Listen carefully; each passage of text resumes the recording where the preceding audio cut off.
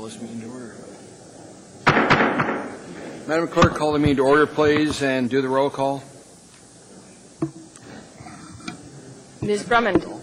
Here. Mr. Birch. Here. Ms. Gray Jackson. Honored to be here. Ms. Johnston. Here. Mr. Traini. Here. Mr. Flynn. Present. Mr. Starr. Here. Mr. Hall. Here. Mr. Honeman. Here. Mr. Gutierrez. Here. Ms. Ossiander. Here. Mr. Chairman, we have a quorum. Thank you. Pledge of allegiance is next. Mr. Hall, would you lead us in the pledge, sir? Pledge allegiance to the flag of the United States of America and to the republic for which it stands, one nation, under God, indivisible, with liberty and justice for all. Thank you, Mr. Hall.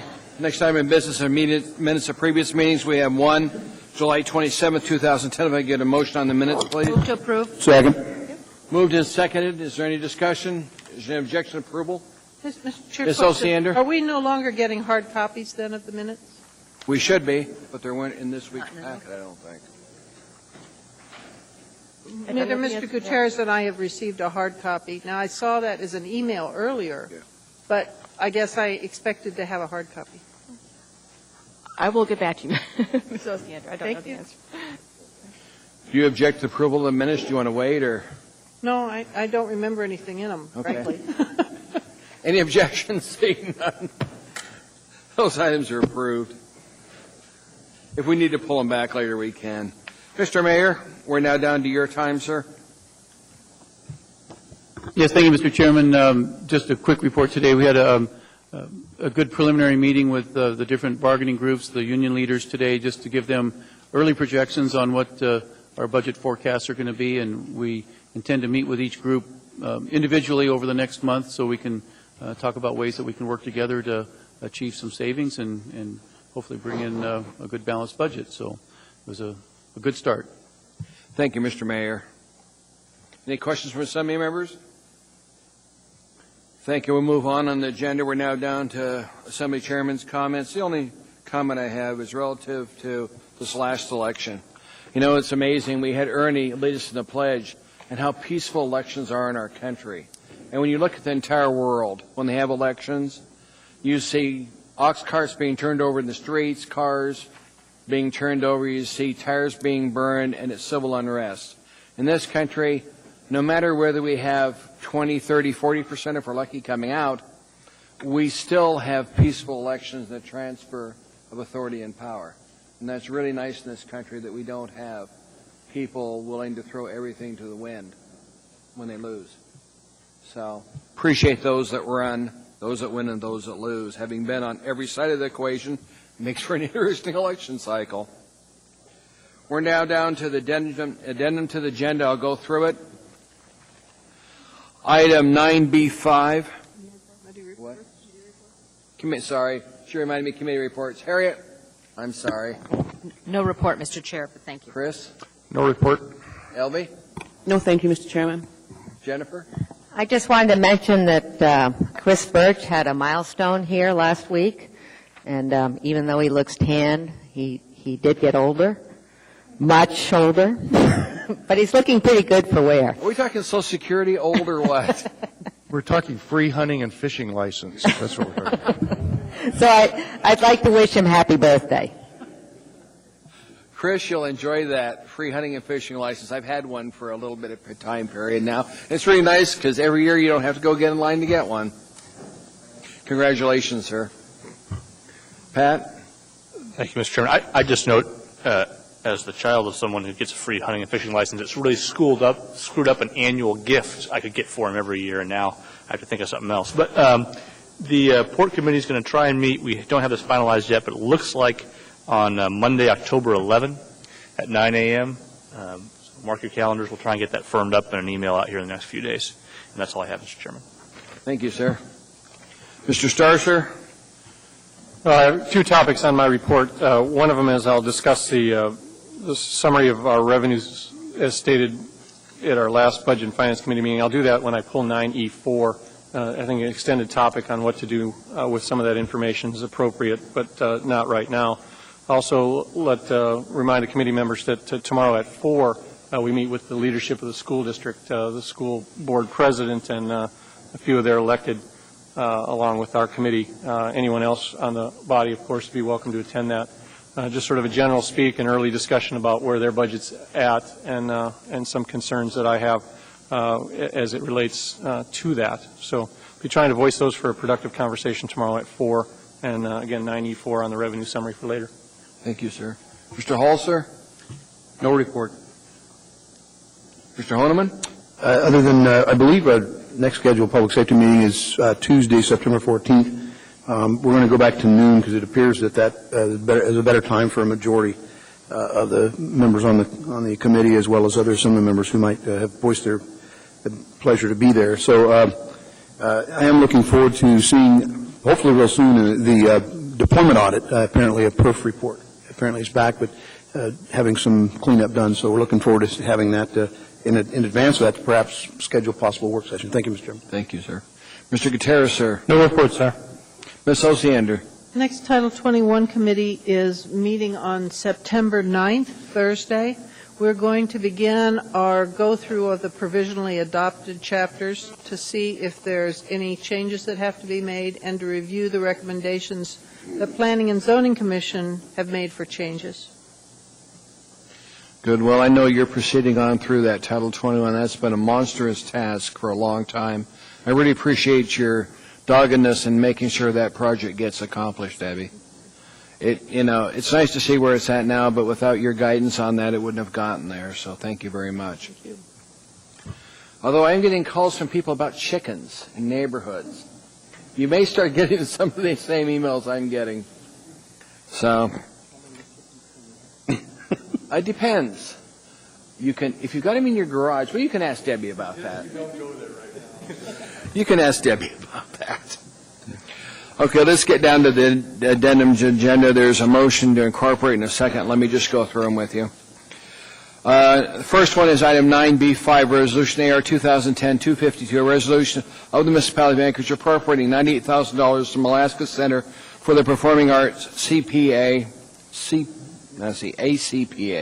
Capital Reserve Account Fund 401 for a facility condition survey at the ACPA and the Office of Community Planning and Development. There is an assembly memorandum that's attached to it, AM 469-2010. And there is an item that was added that's not on your addendum to the agenda. It's item 9B6. It's AR 2010-255. Does everybody have a copy of this? If you don't, let us know and we'll get you one. This one is a resolution of the Anchorage Municipal Assembly joining Mayor Dan Sullivan in encouraging United Parcel Service UPS to maintain its workforce in Anchorage. Mr. Chairman? Yes, ma'am. Could we all be co-sponsors of that, please? Yes, I think we can. Is there anybody that doesn't want to be a co-sponsor? Make that united, everybody. Thank you, Debbie. Appreciate it, and thank you, Harriet, for bringing it forward to us. Item 9C1, Assembly Memorandum, AM 470-2010, a recommendation for award to Granite Construction Company for the Sand Lake Local Road Reclamation Project for the Municipality of Anchorage Project Management Engineering Department, ITB 2010C047. It's $1,188,852. Dropping down to item 9D2 under new business, the same memorandum, AM 471-2010, sole source purchase to provide self-contained breathing apparatus, SCBA, and unit upgrades from Dranger for the Municipality of Anchorage, Alaska Fire Department for $1,543,789.10. Item 9D3 is same memorandum, AM 472-2010, precedent agreement with Cook Inlet Natural Gas Storage, LLC, to provide underground natural gas storage services for the Municipality of Anchorage, Municipal Light and Power, MLNP, $2,156,364 from purchasing. Item 9D4, same memorandum, AM 473, 2010, change order number 3 to contract order 290699 with Alaska Interstate Construction, LLC, A1C, for the 6th Avenue Reconstruction Project, Patterson Street to Muldoon Road, Project Management and Engineering, PMFE, project number 05-02, $224,330. Item 9D5 is same memorandum, AM 474, 2010, amendment number 6 to professional services contract 220233 with Dowell Engineers for the Northwood Drive upgrade, Spenard Road to International Airport Road, Project Management and Engineering, PM&E, project number 01-12, and for the design and reconstruction services for the Van Buren Street, 48th Avenue, area circulation and access improvement, project number 06-13, $103,250. Under informations and reports, E area, 9E7, information memorandum, AIM 92, 2010, sole source procurement report for the month of July 2010 from purchasing. Item 9E8, information memorandum, AIM 93, 2010, monthly investment report to the Assembly, July 2010 from Finance. Item 9E9, information memorandum, AIM 94, 2010, July 2010 expenditure reports, Office of Management and Budget. Item 9E10, information memorandum, AIM 95, 2010, ML&P short-term gas purchase report from Municipal Light and Power. Item 9E11, information memorandum, AIM 96, 2010, ML&P's 2010 dividend and gross receipts payment to general government from Municipal Light and Power. Ordinances and resolutions for introduction. Item 9F7, Ordinance AO 2010-62, an ordinance of the Municipality of Anchorage, Alaska, authorizing the borrowing and accepting from the State of Alaska Clean Water Fund an aggregate amount not to exceed $10,638,447 for the purchase of financing a portion of the cost of various AWW 2010 capital improvement budget, CIB wastewater improvements projects, and providing for related matters. Anchorage Waste and Water Utility. Public hearing request on that is 9/14/2010. There's a same memorandum that comes with it, AM 475, 2010.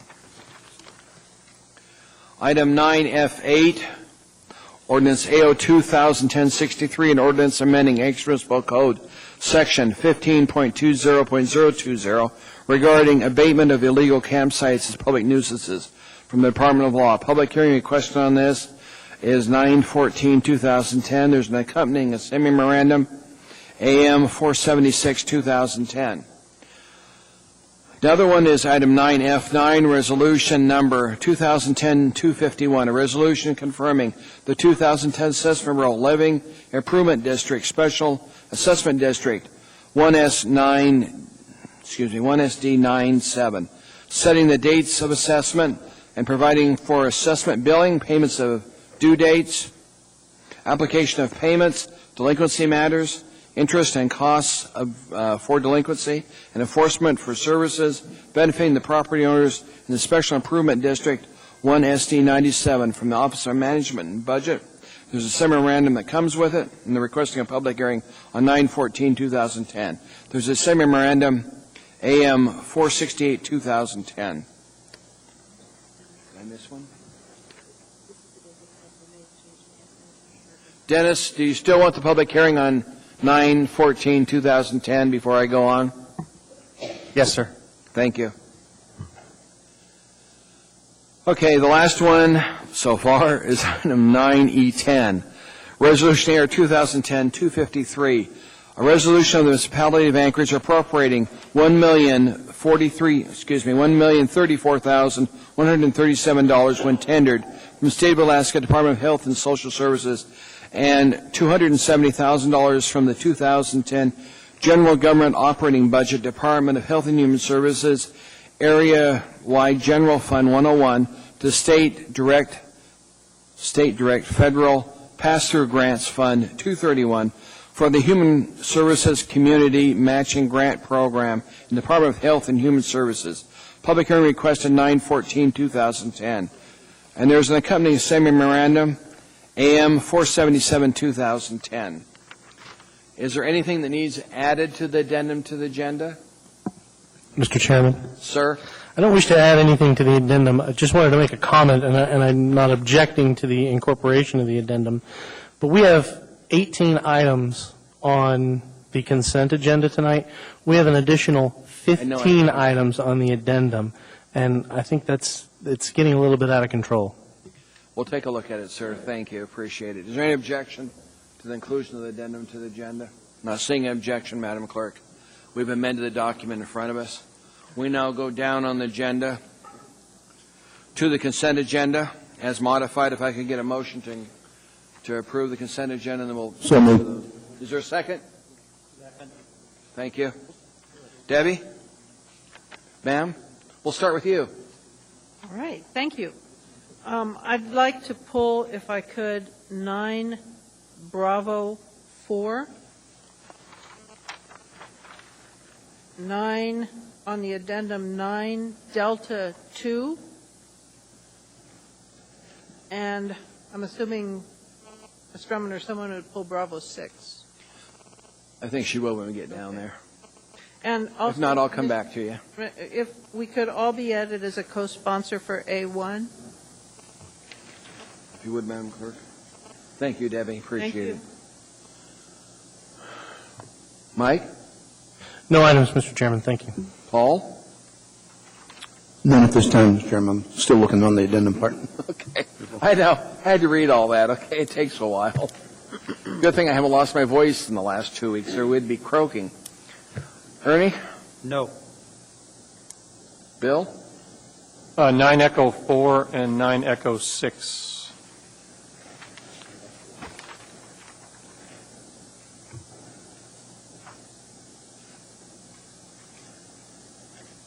Is that all, sir? That's all. Pat? Thank you, Mr. Chairman. From the regular agenda, item 9, Foxtrot 1, to declare a potential conflict of interest. And on the addendum, item 9, Delta 3.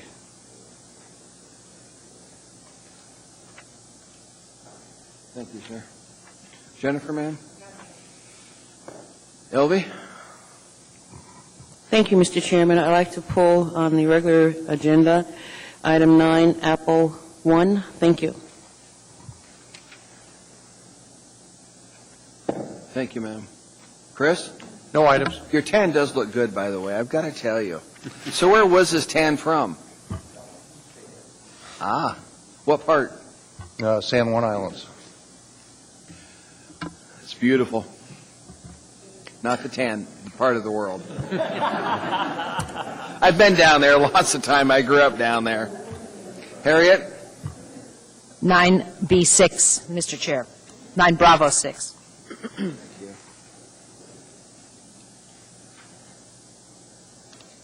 The whole San Juan Islands and Puget Sound is just so beautiful that you get down there in a boat and you never want to come back. I've got a brother that builds fireplaces for expensive homes down there. He does granite work and stone work, and he just loves living down there. He looks the same color you do, you know. It's out in the sun a lot. Administration, do you have anything you want to pull? Yes, sir. On the agenda, the addendum to the agenda, 9, 8, let's see, 9, 9, I guess it is. Let's see. Excuse me, what? 9 Foxtrot 9. Okay. And for clarification, Mr. Chair, did we pull on the regular agenda Foxtrot 1? Yes, we did. Elvi pulled that, sir. Excuse me, no, Foxtrot 1 was pulled. That's right, he pulled it. He wanted to talk about a potential conflict of interest. Okay. Okay. So we need to talk about it for another reason as well. Okay. Anything else, Mr. Michaelis? No, sir. Okay.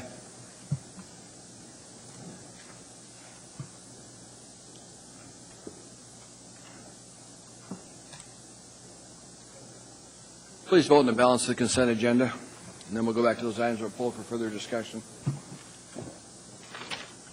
Items approved unanimously. We'll now go back to those items that were pulled for a little further discussion.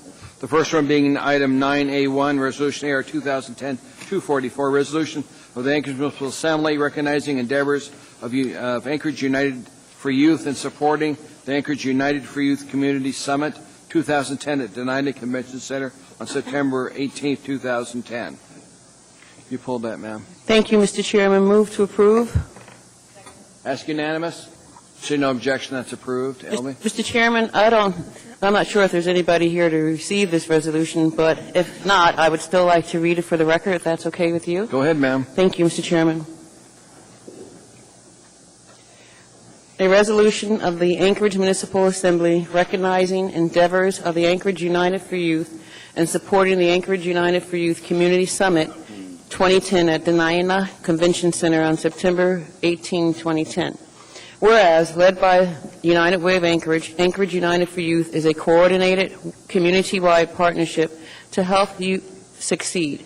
And whereas, since its formation in 2007, Anchorage United for Youth partners with nonprofit organizations, public and private partners, schools, and community members to plan, share resources, and develop ideas.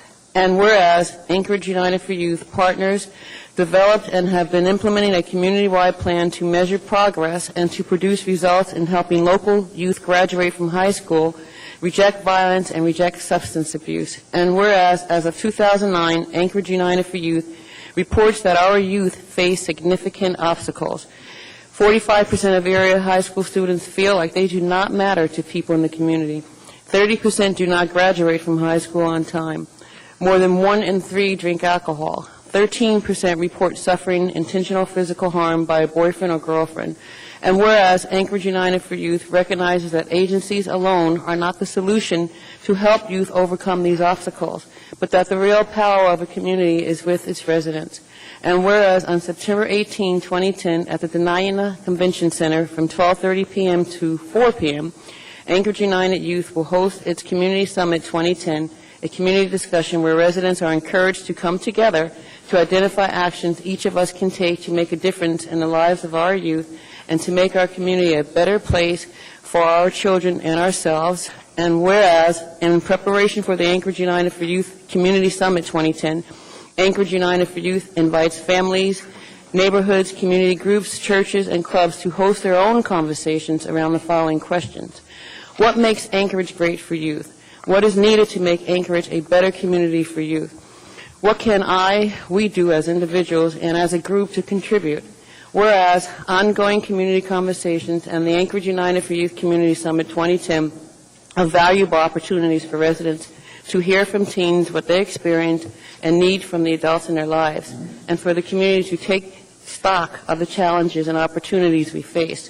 Now, therefore, be it resolved that the Anchorage Municipal Assembly recognizes the endeavors of Anchorage United for Youth to improve the lives of youth within our community and encourages residents to participate in the Anchorage United for Youth Community Summit 2010. Mr. Chairman, I just have one comment I'd like to make. I had the privilege and the opportunity to attend the youth community, the Anchorage United for Youth board meeting a couple of weeks ago, and I participated with them with these 3 questions, and I'm happy to say that question number 1, what makes Anchorage great for youth? And there were a lot of comments that were made, and one of them was that the way our elected officials participate. So I was really glad to hear those youth make that statement. Thank you, Mr. Chairman. Thank you, ma'am. Any other discussion on this item? If not, we'll move on. The next item was pulled was item 9B4, Resolution AR 2010-248, a resolution of the Anchorage Assembly approving the Heritage Land Bank 2010 Annual Work Program and 2011-2015 5-year management plan. Move to approve. Second. Ms. Ossiander, you have the floor, ma'am. Thank you. I have an amendment that I hope has been passed down. It is to add a paragraph to page 25, Chapter 3, Section C. Have you seen that change? Okay. I'd like to move that amendment at this time. Mr. Chairman, the rationale here is the downtown Eagle River Business District, as many parts of Anchorage, has been kind of built up without any kind of a Systematic plan? A long-range systematic plan, exactly. Well, we received some money from the state to do a circulation study of the downtown Eagle River District, and the top recommendations of that study involve moving roads that will include acquiring some property.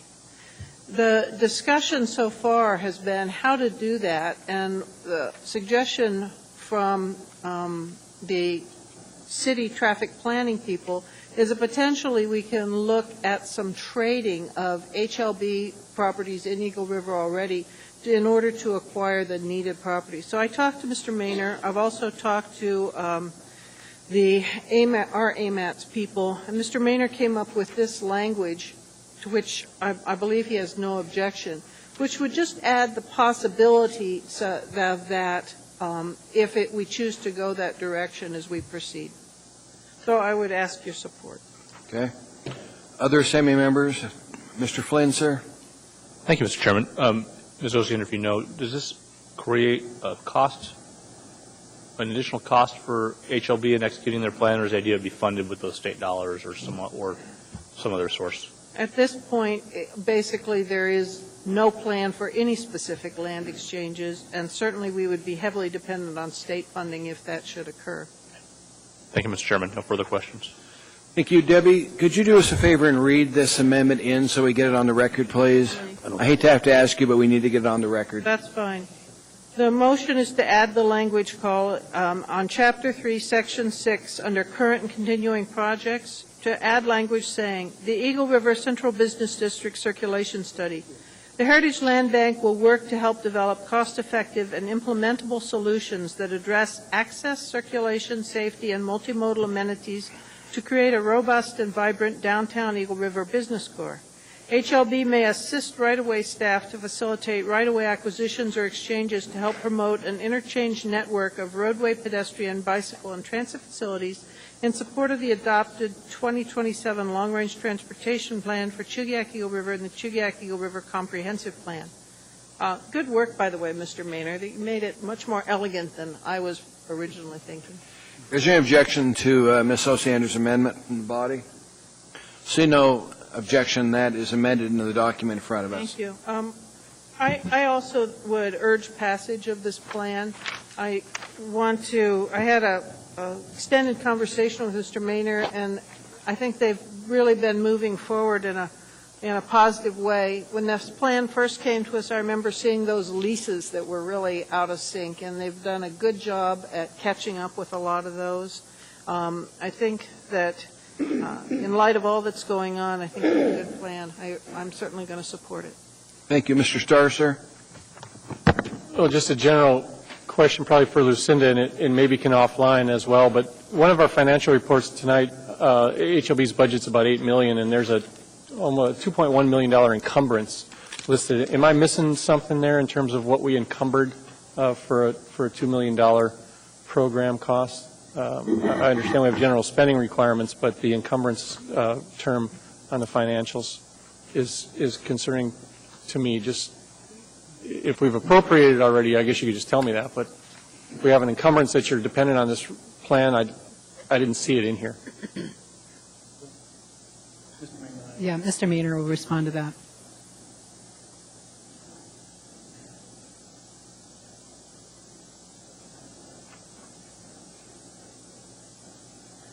Mr. Starr, would you repeat your question? I'm sorry. Our financials tonight spoke or showed me an encumbrance listing of $2.1 million where your budget's encumbered, your $8 million budget's encumbered by 2.1. Am I missing that encumbrance somewhere, or is that just general spending that you've had to date? I'm not familiar with that number. The overall budget is $8 million plus, but that includes a large amount of leases in our budget, which are contractual leases. Is that what you're referring to, sir? And maybe it is a better question to have offline. You show a $2.14 million encumbrance on your $8 million budget, and that's why it's stuck out as me, and I should have asked the question earlier, but I did not. So you don't have any other acquisition plans that you're not telling us about at this point, then? Not at all, sir. What we have, okay. I just thought I'd ask a question on the record, not accusations, but I'll show this to you. I'll be happy to talk to you about it offline. Thank you very much. Thank you. No other questions. We have a motion on the floor to approve 2010-248. Is there any objection to approval of this item as amended? Seeing no objection, item is approved. Ms. Ossiander, thank you again for your work on this item. You do excellent work as always, ma'am. We're now moving down to item 9B6. Move to approve. Second? Harriet, do you want to say anything before we approve it? Yes, please, Mr. Chair. First of all, I want to apologize for making this a late on the table item, and I appreciate the body's indulgence. This issue has been floating in the community for quite a while now, and I thought I could put it off a little more, or at least until the next meeting, and then I realized the upcoming weekend is Labor Day. There is not a more appropriate time to bring forward this resolution. And in addition, there are a number of members of the Independent Pilots Association who work for United Parcel Service. You see them here in the audience. I have been informed that there's a few statistical updates that I would like to amend all at once on this item, if you would bear with me. Go ahead, ma'am. On line 18, it says, whereas of these 300 furloughed pilots, that will now say 230 furloughed pilots, and the next number, 262, is to be changed to 194. So that sentence reads, whereas of these 230 furloughed pilots, over 194 pilots are assigned to the United Parcel Service Anchorage domicile. And on line 21, number 84 will become 71, so that it reads, whereas currently 71 United Parcel Service pilots. And on line 27, whereas with the furlough of these now 71 pilots, not 84, the Anchorage area could lose an estimated $39.5 million instead of $15 million in payroll revenues. Strike the word annually and replace it with the words through 2014. Is that all, ma'am? That's it. And I'm wondering if it would be appropriate to read the entire resolution, since the public has no idea what this is, since it was not. Let me get a second on the amendment, okay? Thank you. Is there a second? Is there any objection to her modification? Seeing none, that's approved. Harriet, let's go ahead and just get a motion on this if you want. We've got a motion on this. Let's just deal with unanimous consent on this. Is there any objection to this particular item? Not seeing any of the items approved. Now, Harriet, go ahead. Take some time. Thank you, sir. This is a resolution of the Anchorage Municipal Assembly joining Mayor Dan Sullivan in encouraging United Parcel Service, UPS, to maintain its workforce in Anchorage. Whereas prior to November 2006, 30 United Parcel Service pilots resided in Alaska. And whereas after United Parcel Service opened its Anchorage domicile in November 2006, 155 pilots and their families relocated to Alaska. And whereas United Parcel Service, a valued addition to the Alaska community and economy, has previously committed to making Anchorage a domicile for its Asia and Europe cargo operations. And whereas in February 2010, United Parcel Service announced its intent to furlough at least 300 pilots company-wide, approximately 11% of the 2,800 pilots it employs. And whereas of these 230 furloughed pilots, over 194 pilots are assigned to the United Parcel Service Anchorage domicile. And whereas currently 71 United Parcel Service pilots and their families reside in Alaska as our neighbors and friends, volunteers in our community, and students in our schools. And whereas removal of these pilots and their families will have a negative, noticeable, and lasting impact on our community and economy. And whereas with the furlough of these 71 pilots, the Anchorage area could lose an estimated $39.5 million in payroll revenues through 2014. And whereas, although United Parcel Service may have initiated this furlough process in response to the recent national economic crisis, circumstances in Alaska are significantly improved and boast a promising future. And whereas the Anchorage Economic Development Corporation forecasts cargo volumes will continue to increase throughout 2010, which appears to be substantiated by a 37% increase in first quarter 2010 earnings posted by UPS. And whereas for the previous 2 quarters at Ted Stevens Anchorage International Airport, cargo transportation has increased with landed cargo weight up nearly 32 million tons in the first quarter of 2010 when compared to 2009. And whereas, as published on August 23, 2010, in the Anchorage Daily News, Mayor Dan Sullivan, in his letter to UPS CEO Scott Davis, explained that Anchorage and United Parcel Service have mutually benefited from the United Parcel Service presence in Alaska by additional property tax revenues, relatively low business taxes, and an actively engaged workforce. And whereas, in his letter to United Parcel Service CEO Scott Davis, Mayor Sullivan outlined Anchorage's bright economic future and offered to meet and work with United Parcel Service CEO Scott Davis for our mutual benefit to maintain this vital workforce here in Anchorage. Now, therefore, the Anchorage Municipal Assembly resolves, Section 1, the Anchorage Municipal Assembly joins Mayor Sullivan in encouraging United Parcel Service to maintain its workforce in Anchorage. Section 2, the Anchorage Municipal Assembly respectfully requests United Parcel Service to reconsider its recent pilot furloughs and to restore the jobs of those Alaska-domiciled United Parcel Service pilots. Passed and approved this day. Thank you. Thank you, ma'am. Ms. Gray-Jackson.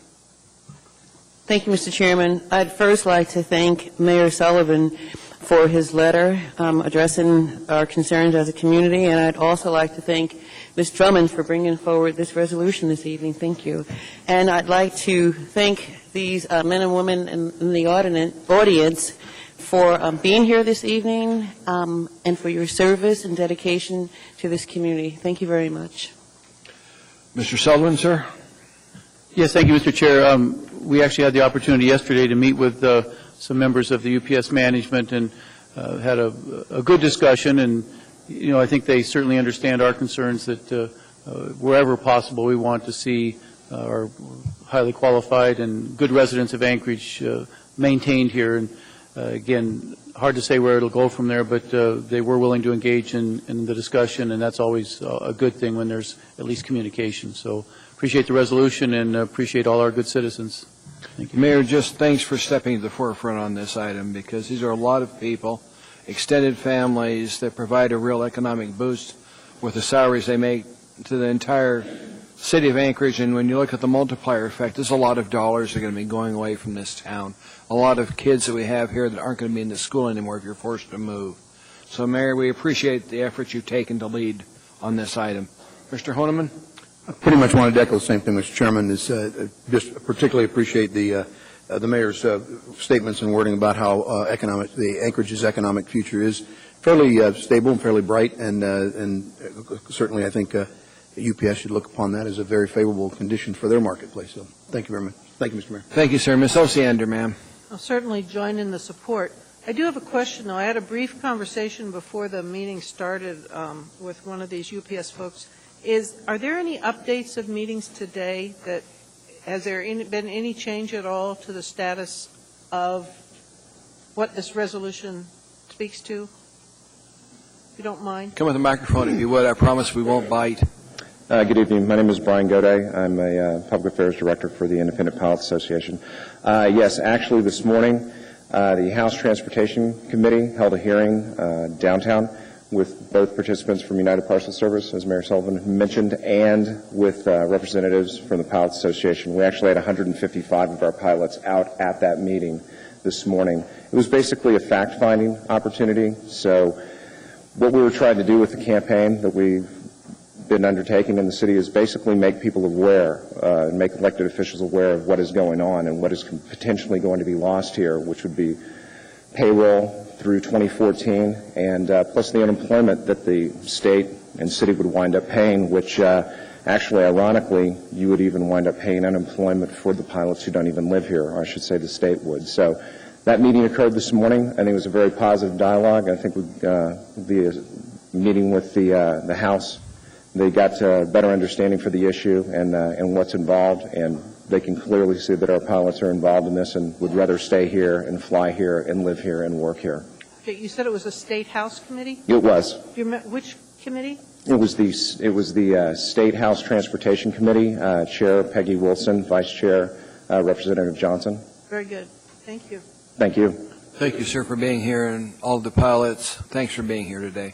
We appreciate bringing this to the forefront. Thank you very much. See what we can do to help. Ms. Ossiander, you're next, ma'am, on the addendum to the agenda. Item Memorandum AM 471, 2010, sole source purchase to provide self-contained breathing apparatus, SCBA, and unit upgrades from Draeger for the municipality of Anchorage, Anchorage Fire Department, AFD $1,543,789.10. Need a motion on that, if I could, Debbie. I'd like to move to postpone this for one meeting, if I could. And the Debbie? rationale for that, sir, is some questions and issues have come up just this morning that I've forwarded to Mr. Vacalis, and I've talked briefly to the fire department, but both of them assure me that they'd like to have some time to go through those questions. So I'm hoping that the body would have no objection to a postponement to our next meeting. Is there any objection from the body? Not saying administration. Do you have any objection with it? Okay. Then say no objection. Item is postponed for 1 week. Thanks, Deb, for catching that. Appreciate it. Next item is item 9D3, a memorandum AM 472, 2010. Precedent agreement with Cook Inlet Natural Gas Storage, LLC, to provide underground natural gas storage services for the municipality of Anchorage Municipal Light and Power, MLNP, $2,156,364, purchasing. Move to approve. Second. And that was pulled by Mr. Flynn, sir. Yeah, I'd like to start with disclosure of a potential conflict of interest. This memorandum addresses an entity known as SINGSA, which is a wholly owned subsidiary of either Starr or its parent company, Semco. Its predecessor, SINGS, was a partnership between Starr and TransCanada, and my wife represented TransCanada in that relationship. Since then, Starr or Semco bought out TransCanada, so she no longer has a relationship with them. It's a ruling of the chair. You don't have a conflict of interest, sir. You're going to have to participate. Sorry about that. That's okay. I have some good questions. What initially caught my eye here is we're talking about, and just sort of roughly, about a $30 million agreement between ML&P and SINGSA for natural gas storage. Now, I think Cook Inlet natural gas storage is a very good idea. It's important we move forward with it. My concern is we're essentially coming to that agreement without any fiduciary oversight. And you may recall, Mr. Chairman, we recently approved a new rate structure for ML&P, and yet this appears to be, I assume, a pass-through to the consumer, and yet we're not getting the opportunity to comment on that. So I wonder if we could hear a little bit more about that from someone from ML&P, and when we'll be seeing some sort of opportunity for us to officially take action. He comes down so slyly, doesn't he?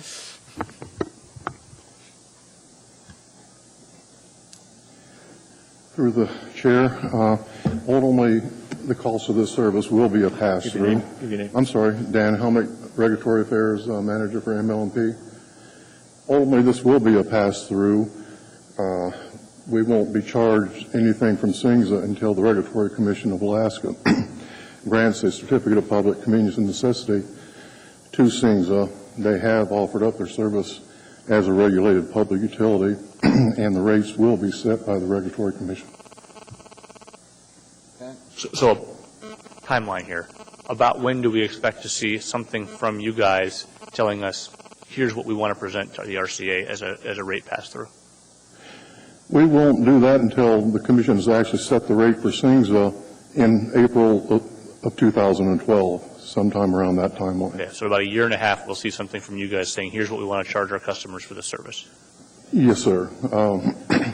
Right now, the cost of this service, we anticipate, starts out at $2 million a year. Our annual cost for natural gas is $60 million a year. So that's 60? 60 million a year. And you mentioned the $30 million.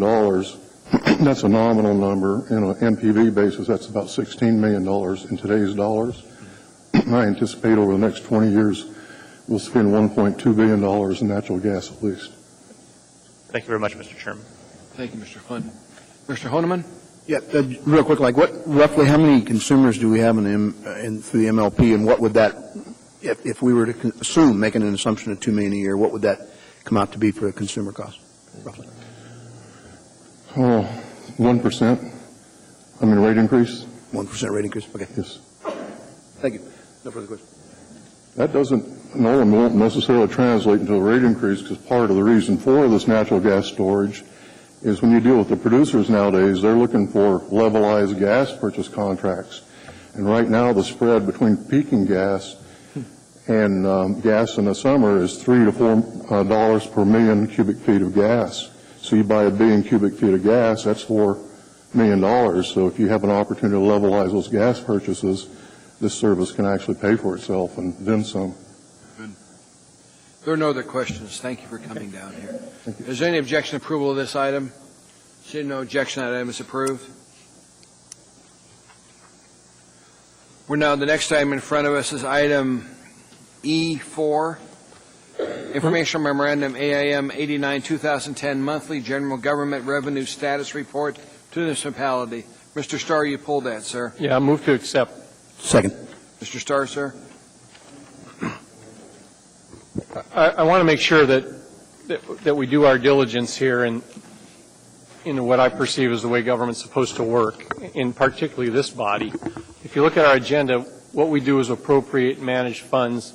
We set public policy statements, and we sort of approve public safety oversight as the vast majority of what we do. We support UPS pilots, and we're good to our community. We go to community council meetings. But, since I got on this body, people are astounded that perhaps that I read the stuff or that I dig deep or you're sort of labeled this budget hawk or this conservative. Guys, we got to read it. We get it, and it's packaged, and we got to read it. So however painful that may be, the administration's past and current is very good about explaining things to us when we ask the questions, and we need to ask the questions. So I'm not going to pontificate or lecture, but I need some help in the discussions as we move from that. In 2007, I was chair of budget, and I professed that I had a lot of time, a lot of vast knowledge. Didn't profess I had the skill, but I had the willingness to learn and understand it. I'm now chair again, and that's a great place to be because I do have the time. I'm more skilled than I was before, but the point is we still have to come together as a policymaking group and decide what we're going to do with some of this stuff. And I act serious because it is serious. These are important things. As we're coming through, the next item that I pulled speaks about how when we don't do our job, things go wrong. And I don't want to blend the two necessarily, but I need you to sort of look at the document that they gave us in E4, in particular with the work session that we had back a week and a half ago under the Community Plan and Development section, as well as Fund 181. So if you look at the Department and Division Summary document, which is the up-and-coming one, CPD 101 and Fund 181 is where I want to draw your attention to right now. And we had a good presentation by our department heads. It was a frank discussion. It had a lot of pointed questions in it to where we're at. But essentially, and I don't want to overstate it, but we're in a sort of deficit spending situation in this department, mostly because construction permitting, construction inspection fees are in the tank due to our economy. I guess the point is, what do we do about it? We can just naturally drift into our fund balance. We have a fund balance forecast that we'll probably get, and we'll talk about that. We've heard how difficult those are to profess, but one of the statements from the administration was that we shouldn't do any sort of budget appropriations yet to gussy up the spending.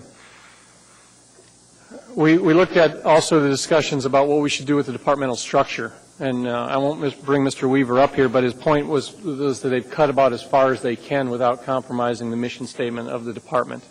And the mission statement of the department is to serve the construction industry as well as provide the public oversight in various things. I won't summarize that too much because you guys can all look at department and developmental stuff. But the idea that whole Elmore facility would be freestanding and self-supporting in a revenue stream, I'm not sure is necessarily true in times where we don't have an influx of revenue. I didn't spend a lot of time tonight talking about the surplus in that account. There was several millions of dollars where we had residual fees. We had a nice investment account, and that systematically we saw reductions out of that. And I think there needs to be a discussion in that. That's my first point in asking for help, is we need to discuss when you take $500,000 draws out of a construction or development services account. The graph balance that showed up in another report that you guys have seen showed we had over $6 million in that account. Systematically, it was reduced. Now we're into a very dire strait where we don't have enough money to pay our bills in this account, and we owe it to the construction industry to provide these services. So, all that said, are we defunct as a community in overall spending? No. Do we have healthy fund balances? Yeah. But the point is this account, these two combined with the 101 and 181, we're about $650,000 in arrears. It's going to snow in about a month and a half. We probably won't permit much more. So I would say that we need to discuss as a body a policy statement. Are we going to appropriate monies and make them whole, consciously taking it out of fund balance? That's what I would suggest. Do we need to do that tonight? No. But I think we all need to get educated on the topic. There's two of them. There's one as to how did the fund get depleted, and that's a very important part, because when times are flush, you need to build up those accounts and those reserves, and then when times are lean, you need to have a steady running department where you don't start gutting that or providing upsets to people's employment or decision making where now we're faced with having to supplement their budgets to keep them sort of surviving. So educate yourself on what happened, and then I also would want to have a probably broader-based work session on what do we do about it. So in every case, don't throw away 94. You guys can keep it. I think we'll need to do that and get the administration to weigh in on when it's appropriate to appropriate. So thank you for listening. Thank you, Mr. Chairman. Mr. Starr, I'd like to thank you for your comments, and I'd like to thank you for your leadership as chair of the Budget and Finance Committee. And I'm a member of that committee, and I just want to let you know, if you don't already, for the record, that I, as one of your colleagues, read these materials, and quite frankly, I don't ask a lot of questions because I understand these materials and have access to confirm whether or not the numbers are right. And I agree with you that we all need to work together, and I'm more than happy and willing to assist you in your role as chair of the Budget Committee. Thank you, Mr. Chairman. Thank you, ma'am. Ms. Ossiander, ma'am. Mr. Starr, I would personally think that it would be wise to look at a resolution where we say that, as my understanding, the reserve went to property appraisal and zoning code enforcement. Is that, first off, is that correct? There was some speak to that. There was sort of systematic draws out of the account of $500,000 over several years, so there was some justification. Okay. But there may be a resolution required. Again, the old accounting, do you write a resolution on things that have already happened? I don't understand. But I would, though, think that it would be worthwhile to potentially look at some kind of a payback from those other departments rather than from just the general reserve fund, since, as you're very well aware, development services doesn't necessarily serve the whole municipality in the same way. So I just thought I'd bring that up as an issue of concern, and when we think about dealing with that, I'm assuming you're thinking that the committee would come up with a resolution? Well, I would hope. Again, there's that undertone of what we're going to comment on in 96, where you go back and investigate again. I'm quite frankly getting tired of trying to figure out what shenanigans went on or what didn't go on. No, I'm not talking about investigating. I'm talking about dealing with the deficit this year. Well, I would like to as well, too, but you sort of have to go back and understand where the $1 million went. In what I would want to talk about at committee is why did they continually pull money out of the account to supplement I think, that? Bill, the committee process you're the chairman of, sir, yeah, is a proper place to address this issue. That's a fair question for Ms. Ossiander, however. And then the other question, of course, is the Hansen system purchases that were appropriated earlier this year by this body as well, as a more of an IT function as opposed to a direct capital expense out of this account. And that was a lot of money was spent that way too. So your comments about is it an area-wide, there's a lot of those handsome system modules that are in fact area-wide. So Okay. you're And correct in the observation. Okay, my only other comment is, this is slightly better news than it was about a month ago, so. Well, that was because Providence Hospital wrote a large check for an upcoming project, and that was nice, but, $670,000 in arrears over what we forecast revenues to be is still pretty significant with really no relief. Well, it does show, the information I've seen, that building permits are increasing slightly, at least on the residential side now, too. So thank you. Slightly. And again, I'll just add to that a little bit because you brought up the discussions. The revenue summaries that we get are much more accurate as the months go on. This is based on June 30th data.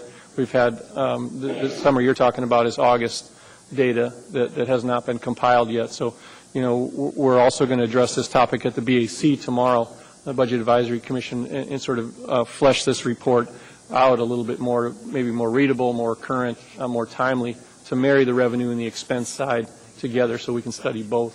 And that's also appropriate. So, thank you. One more person wants to discuss this issue. Mr. Honeman, sir? Just most of the comment, and I do thank Mr. Starr for his leadership on the committee, and apologize I did miss the past one, but thankful to the administration for compiling the data, and the report says, as was identified in the next one where this body weren't getting any. Being my first time on and watching, what I had paid attention to, and that's towards the bottom line, and of course it bears out more of an offline discussion amongst ourselves as both the committee and the assembly body, and that just wanted to point out that it still shows projected at the end of the year with a surplus of 202. Now, I know there's ability to move monies from accounts where there's overages to accounts where there's shortages, and I'm not sure that we're at a point where we need to tip into a fund balance, but at the same time, I'm certainly willing for a discussion on it. So thank you, Mr. Starr, for your bringing attention, and I definitely have been paying attention. Thank you. Ask unanimous acceptance of this item. Seeing no objection, that item is approved. The next item that was pulled for a little further discussion is item 9E6, Information Memorandum AIM 91-2010 Independent Forensic Audit. Mr. Starr, you pulled that one too, sir. Move to accept. Second. Mr. Starr, sir? Well, I kind of pontificated about E4 so I could talk about E6. and E6 is some of it's nice information to have, but if you hold up the report on E4, incidentally, which is a summary report prepared by Dan Moore. So if you look at E4, which we just talked about, really nice report. Thanks for the administration for putting it together. If you would go back to the Wheeler report, this information is prepared all the time. Dan Moore did it time and time again for the Begich administration as well. The summary and the findings about E6 is, do we have to demand the information? And the findings were that the assembly was at fault because we didn't demand it. And I'm to the point where if you want me to demand it, I'll demand it. I'm cantankerous and contentious enough on this body, it appears, to the dialogues and the direct speak that I try to put forward to it. So I'm going to move to accept the report, but qualify extensively the finding that the assembly is at fault for not demanding the report. There's other commissions and boards that speak to the financial matters of this community as well. I'm meeting with the BAC tomorrow with Ms. Fresca, and that's an appointed body that is duly tasked with the same financial concerns that we all should have. And they have their service to us is to weigh in on matters of financials as well. So the idea that E6 is here in front of us with the idea that the administration had poor fiscal management is an understatement. I think, as I said in the work session, it's very, very bad government to read. It's bad government from what this body didn't do, and it's bad government what the previous administration did. And I won't mince words because of the fact that when I started this discussion, trying to put light to it, it was deemed a witch hunt from our former mayor, which is really inappropriate for another form of government to talk about this body. I'm not on a witch hunt. The latest press release from that, and it isn't all a matter of that, I would want Mr. Begich, former Mayor Begich, to come down here and let me ask him a few questions. We have yet to have that opportunity. Ms. Weddleton hasn't addressed this body. I'd like that opportunity. Our auditor did. But the press release that I read in the newspaper from former Mayor Begich was that these were hysterical accusations. There's nothing hysterical in here. Do I get charged up about it? Yeah, because I was elected to do what the right thing is to do, and that's to keep the fiscal health of the city on the right side. And when you're deceived and manipulated and you're accused of not demanding the information, I take big offense to that. So I think the question now is, what do we do with this report? Do we find that we need to enhance and change our revenue summary reports? No. I think they're fine. We may tweak them in a more readable fashion. Do we need to formally demand them? No. Mr. Moore will give them to you anytime you ask for them. And that's really the issue here, is that we don't have to demand them. We just have to have a working relationship with the administration that provides the information, and we have to read it when we get it. And then we have to do something about it. We dealt with E4 tonight. Hopefully we have an action plan for reduced revenues. When we look at that, we've seen some other summaries in where the fiscal management of the administration prior didn't do their job. There's not a lot we can do about that. I think that the next policy statement we have to do is when you look at things like your charter amendment or your charter language at 1306, where there's a fiduciary responsibility of the administration to tell us about revenue shortfalls. What happens when the charter is not followed? What do we do? We talked about some of the AS, the Alaska statute regulatory items on the failure to disclose, as well as perhaps a manipulation of the books. What do we do now as a policy statement? So I'd like to have that. I'd like to have that conversation in public. And for the chair, I'd like to have it right now. What are we going to do based on the findings with E6? A couple things we can do. You could have, for example, Julia, our attorney, work on an ordinance that says if you're a full-time elected official, you can't run for another full-time elected job unless you resign. That may be a possible outcome of this study. Another one may mean we may have to hire our own budget analyst, because quite frankly, I don't think the Assembly knew the questions to ask. But that's a discussion as we start to put this next year's budget together and decide if we want to step into that area. But this study that was done, Bill, has a lot of indictments of both sides of the House, both sides of government. Well, I guess, and I appreciate the debate because we kind of are doing one right now, but we have on this body a former budget analyst, and she was chair of Budget and Finance. So the inference that we didn't know what questions to ask is again, I don't mind it because I did ask the questions. You can go back to the work sessions and you can ask where the answers were. But my point on that is to not debate whether we need a budget analyst of ourselves, but we have one talented on this body and she's good at it. Well, that's not her job. Her job is an Assembly member now, but I will tell you that when we put this budget together, I intend to bring that forward to this body for us to make the conscious decision if we need a budget analyst that works for the Assembly. Can we back up? What's not Ms. Gray Jackson's job?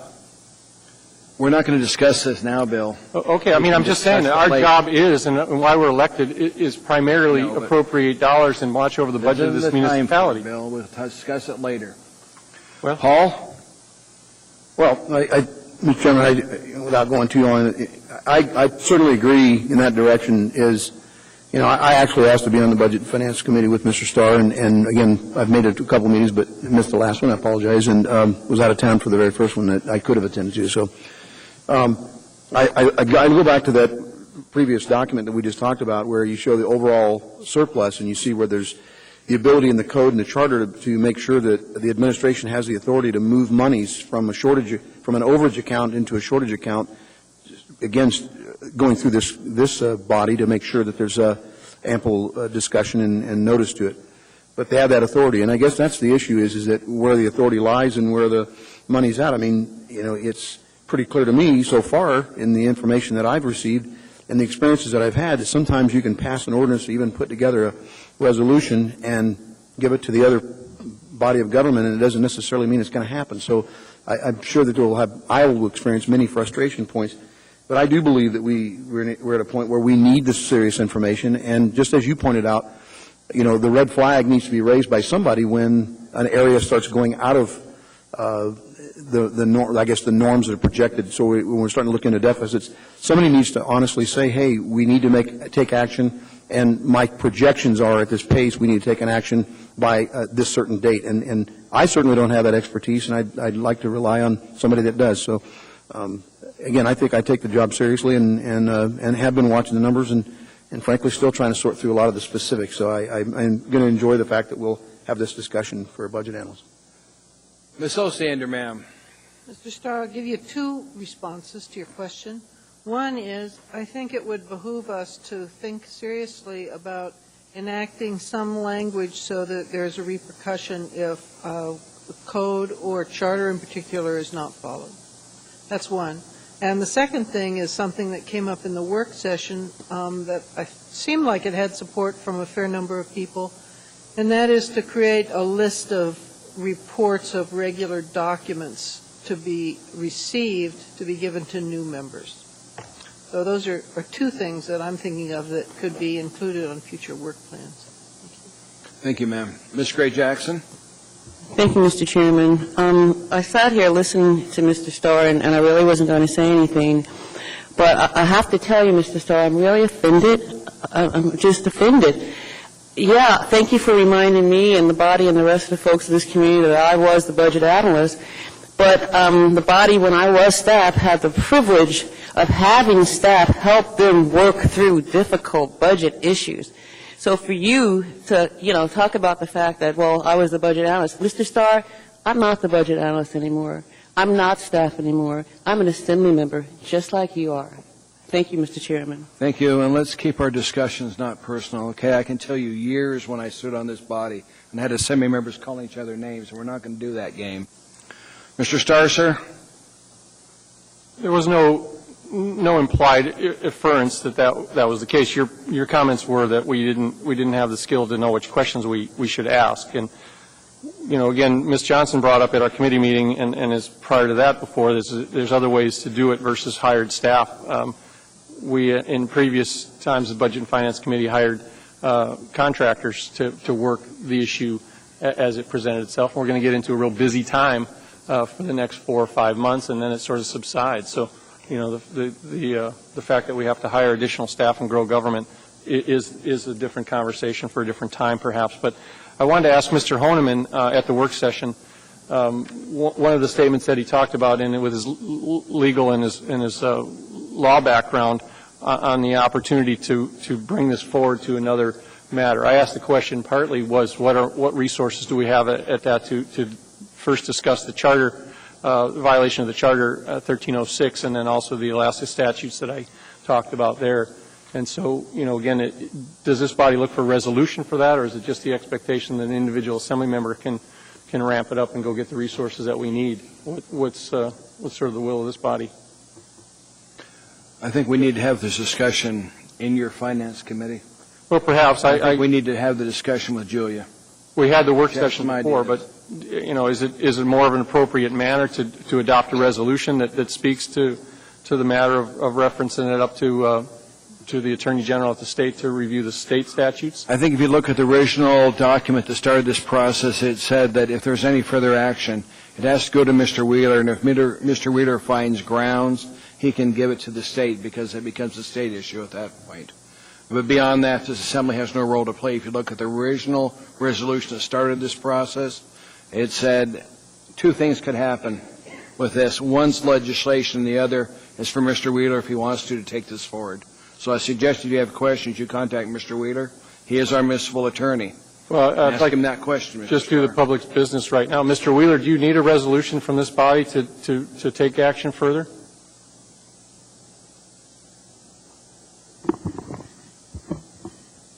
Through the chair, Mr. Starr, the question is, if you look at the resolution which is attached to the back end of item E6, paragraph 11, it says, upon receipt of the audit, any further action regarding these matters shall be limited to consideration of appropriate amendments to the municipal code or potential referral to the appropriate authorities. I haven't gone back and listened to the audio associated with this, but it was my understanding, based on my recollection, that this was an assembly-driven investigation, including charging me with doing the initial report as well as following through with the audit. So I read this to be that the assembly, based on its receipt of my report and the audit, could make the referral through my office if that's its desire. So I think I would be looking to the Assembly to let me know whether it intended to make or ask that I take it further from there.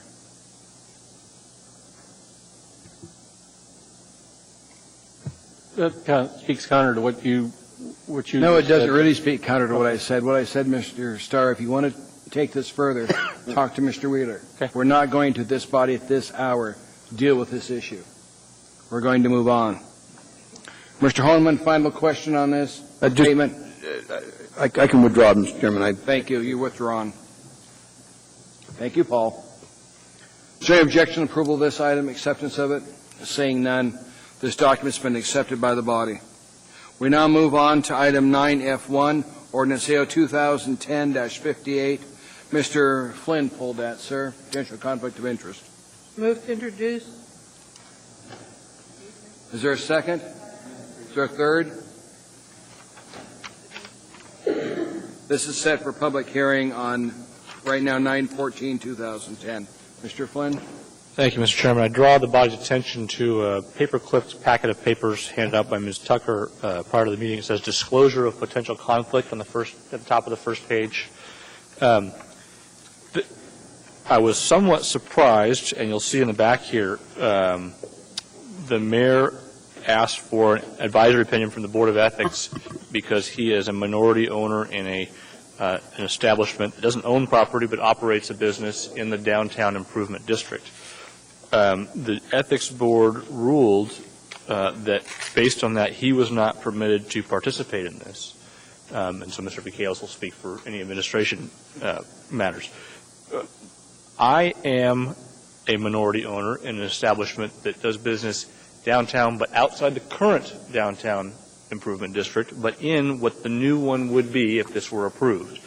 So I, too, asked the Board of Ethics what they thought of all that, and they said, ask you guys.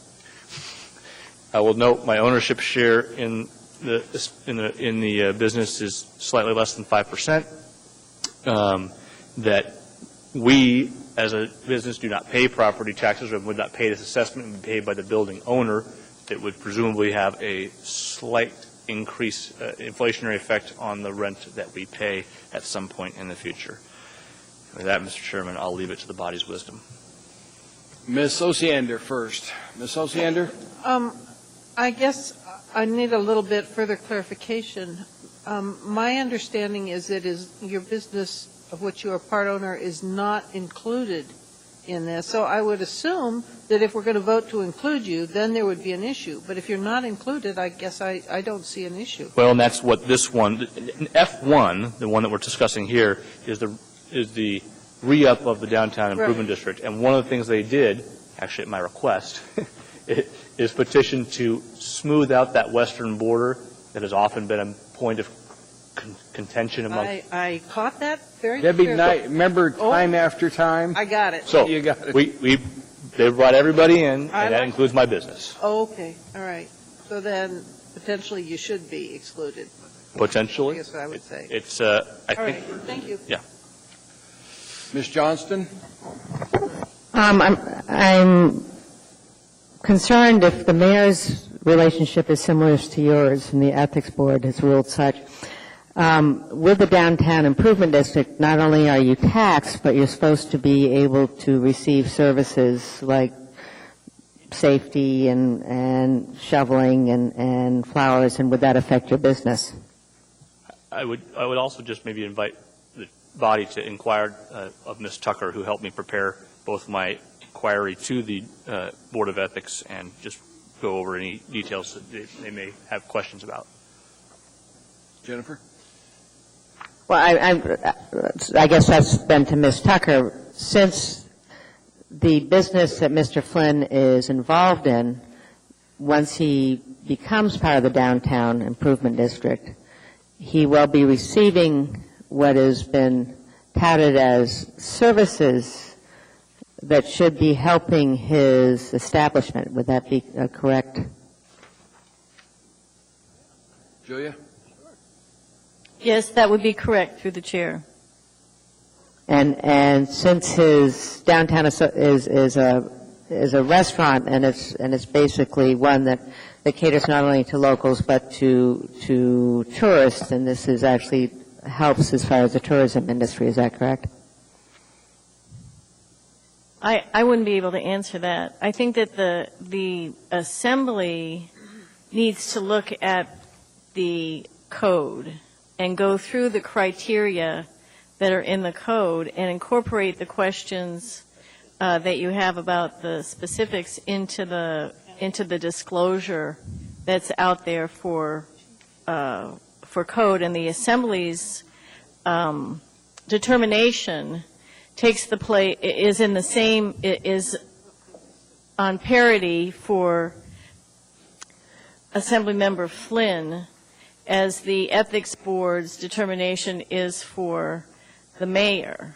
And I guess how I should be rephrasing this, then even though there should be some impact on the downtown business due to additional taxes, there would also should be some impact as far as monetary. There should be an increased value to the downtown restaurant from being part of this improvement district. Is that correct? I mean, there should be, what we're trying to figure, I mean, as a body, we're supposed to see if there is any economic advantage, correct?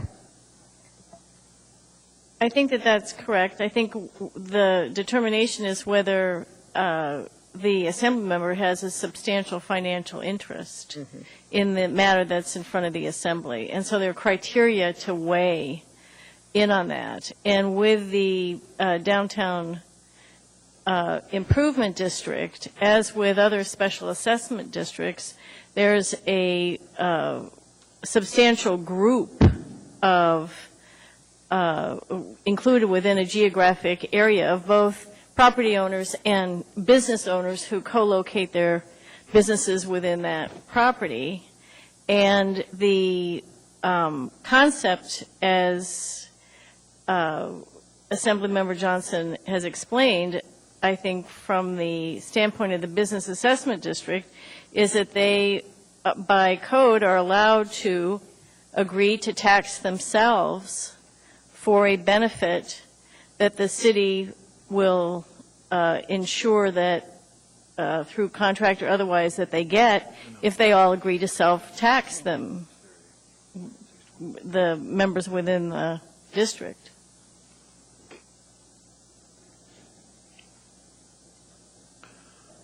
Any questions? Further questions, Jennifer? Pat, how much money, what percentage of your income comes off of this? Tell us, if you can, what percentage of your assets comes off this? What is it, a restaurant or? Yes, it's specifically the Snow City Cafe. And it depends on how hungry you are this year, Mr. Chairman. But we get a dividend usually annually in the low to mid four figures. I do as my investment in this, as my return on my investment in this business. So it's a relatively small portion of my family's income. Okay. I have to go through this every year when we do the school district budget too, and quite frankly, my wife never tells me what she makes, so I have no idea, which gets to be even more fun. Mr. Michaelis, any comments on this? I saw you're on the list. Yes, sir, but not about the conflict of interest or the ethics requirement. We have a technical amendment we need to talk about. I'll come back to you. Mr. Honeman, on Well, the issue? Pretty simple on the matter, and it basically, reading through the code, and that's what our council's advising, is that we read through the code, and where it says specifically under D4 whether the financial or private interest is significant monetarily, and I guess there's all sorts of opinion. It does not disclose in the mayor's disclosure of his percentage of interest in his part ownership of a downtown business, and the ethics committee has already ruled that he should be removed from the discussion part of it. And I think it's pretty simple just to say that Mr. Flynn, as a business, or at least an interest of the partnership into the business, could or could not be influencing whether or not the others in that area that's to be expanded should vote to basically include themselves. And so I would think that it would be just more prudent on our part to exclude Mr. Flynn from the official actions on the assembly, and that would just remove all doubt. Ms. Drummond? Thank you, Mr. Chair. I find on the second page of the paper-clipped collection of documents the request for advisory opinion by Mr. Flynn.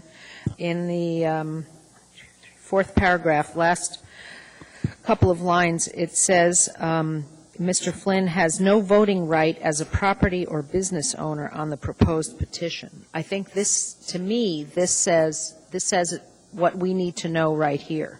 I'm afraid I don't know what what Mayor Sullivan's voting rights are in terms of his share of his business, but it seems to me that this is such a small piece of Mr. Flynn's income, and since the voting right is not his on this issue, it's the building's owner that's going to determine the outcome here. My opinion is that Mr. Flynn does not have a conflict substantial enough to exclude him from this item. Thank you, ma'am. Any other discussion from assembly members? Two ways to go. One way, the chair can rule, or we'll bring a motion up. Ruling the chair is you don't have a conflict of interest, sir. I'm sorry, you don't have the controlling interest in this. You don't have a say in how the business goes from what I read, so you're directed to participate. Nice try getting out of it. Well, thank you, Mr. Chairman. And the reason I appreciate the indulgence of the body tonight, I know it's a little early, but we have a work session on this topic scheduled for the 10th, and if I wasn't able to participate, I wanted to know now on the record as opposed to waiting until then. Mr. Michaela, sir? Yes, sir. You have a conflict, too?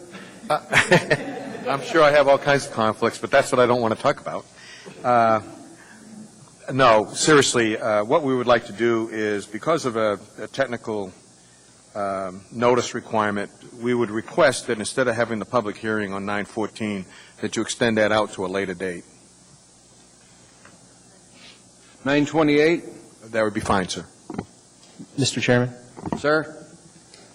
Just to be clear, what we want to do is open the public hearing on the 14th, then continue it to the 28th for final action so that people who miss out on the chance on the 14th can testify on the 28th. That'll help cure the problem with the notice that was mailed out to the property owners on this item. Go ahead. Do you want to talk about it now?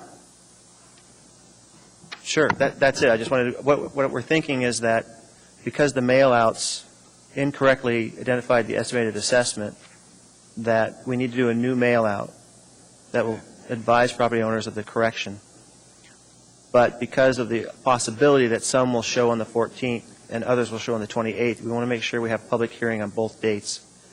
And to that extent, we should include a clerk's note on this item that the public hearing will be continued to the 28th before final action. What we'll do is leave the hearing scheduled for 9/14/28. We'll have the clerk put a notice in the agenda that it's going to be, you can come and discuss it, but it'll be moved to the 28th. So that way, if somebody wants to come here on the 14th, they can come here, but we'll let them know when they get here that we'll bring this issue up on the 28th, sir. Exactly. Yes. Yeah. We'll open up the 14th, and then I'll just postpone the hearing to the 28th. Continue it. Yep. Mr. Chairman? Yes, sir. I know the administration also pulled 9F9. It's for the same reason. Okay, well, I want to get this one. Is there any objection to approval of this item? This item will appear. Introduction of this item, it will appear. Now, Mr. Weeder, the other one? I think we need a motion to introduce item 9F. Second. 9. Yes. We need a third also. Third. Okay. We've got 3. Pat? No conflict for me on this one, Mr. Chairman. I'm not in this one. But I would just similarly request the clerk post notice that we'll open the public hearing on September 14 and continue it to September 28. Is that all you guys needed when you pulled it? Yes, sir, Mr. Thank you. Any objection to the introduction of this item? Saying that item will appear in front of us on the 14th, and public hearing continued on from there to the 28th. We now are done with our consent agenda, and we need to get down to persons to be heard. We have one individual. Let me get down to there.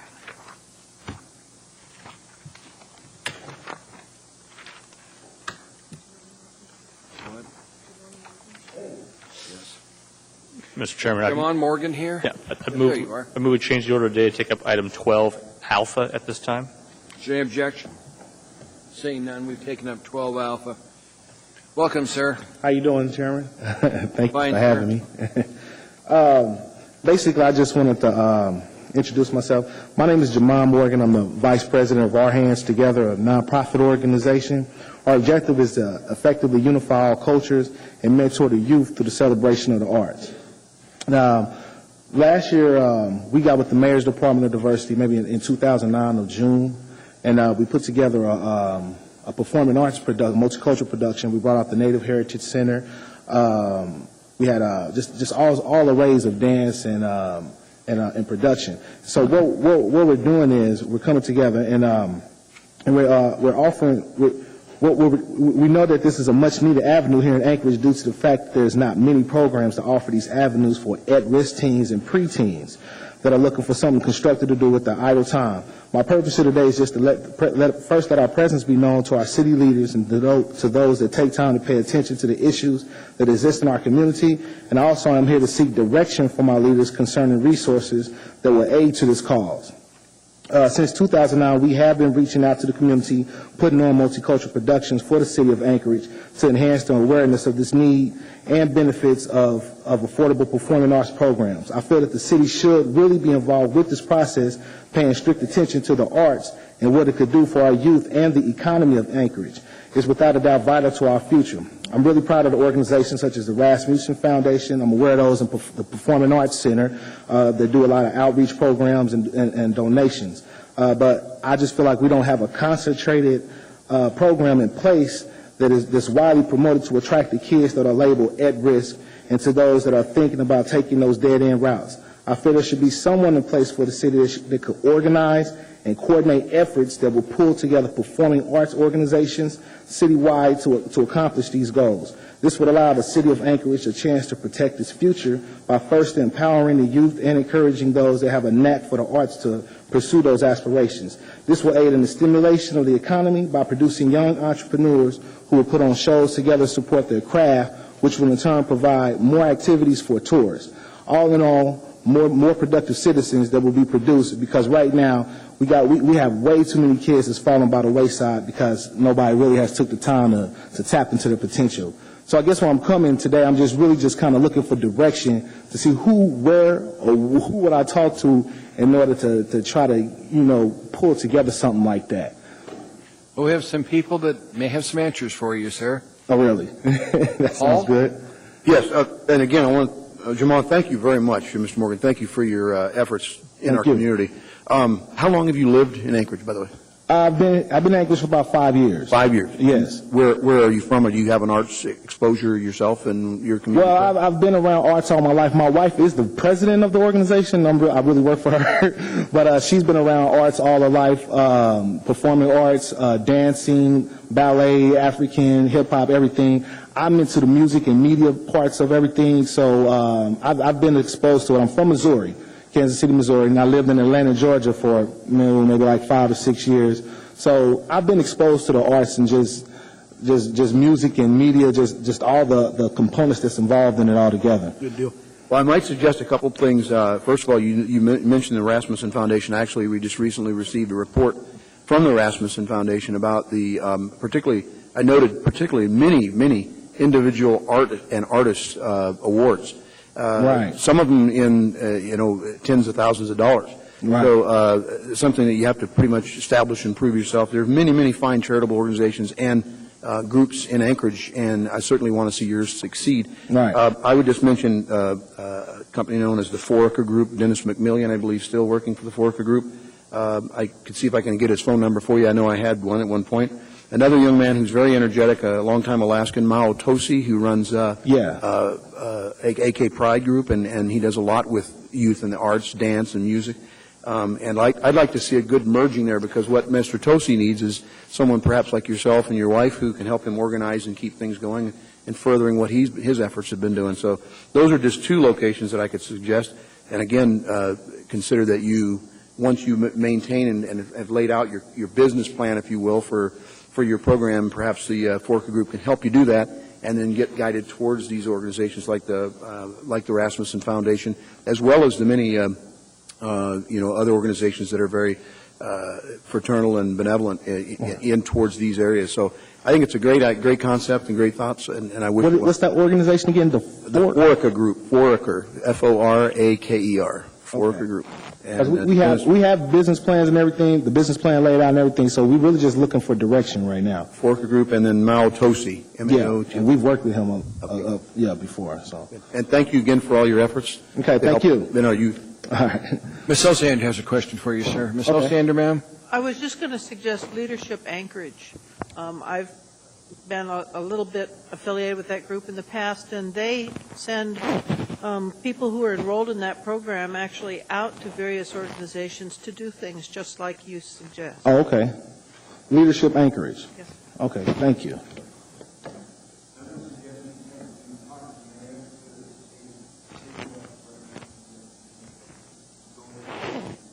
So, okay. Thank you, Mr. Chairman. Jamal, I just want to thank you for coming out because what you had to say is very, very important in this community and for the quality of life for the children that live in this community. And my colleagues gave you some really great ideas, and I don't have anything to add. Thank you. Thank you. Thank you for having me.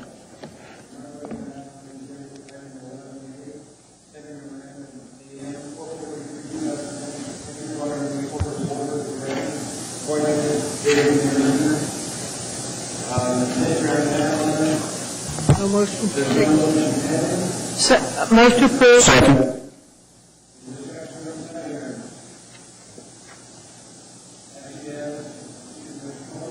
I think I see Mr. Richard in the, you want it? Should we invite him up? I don't know if we.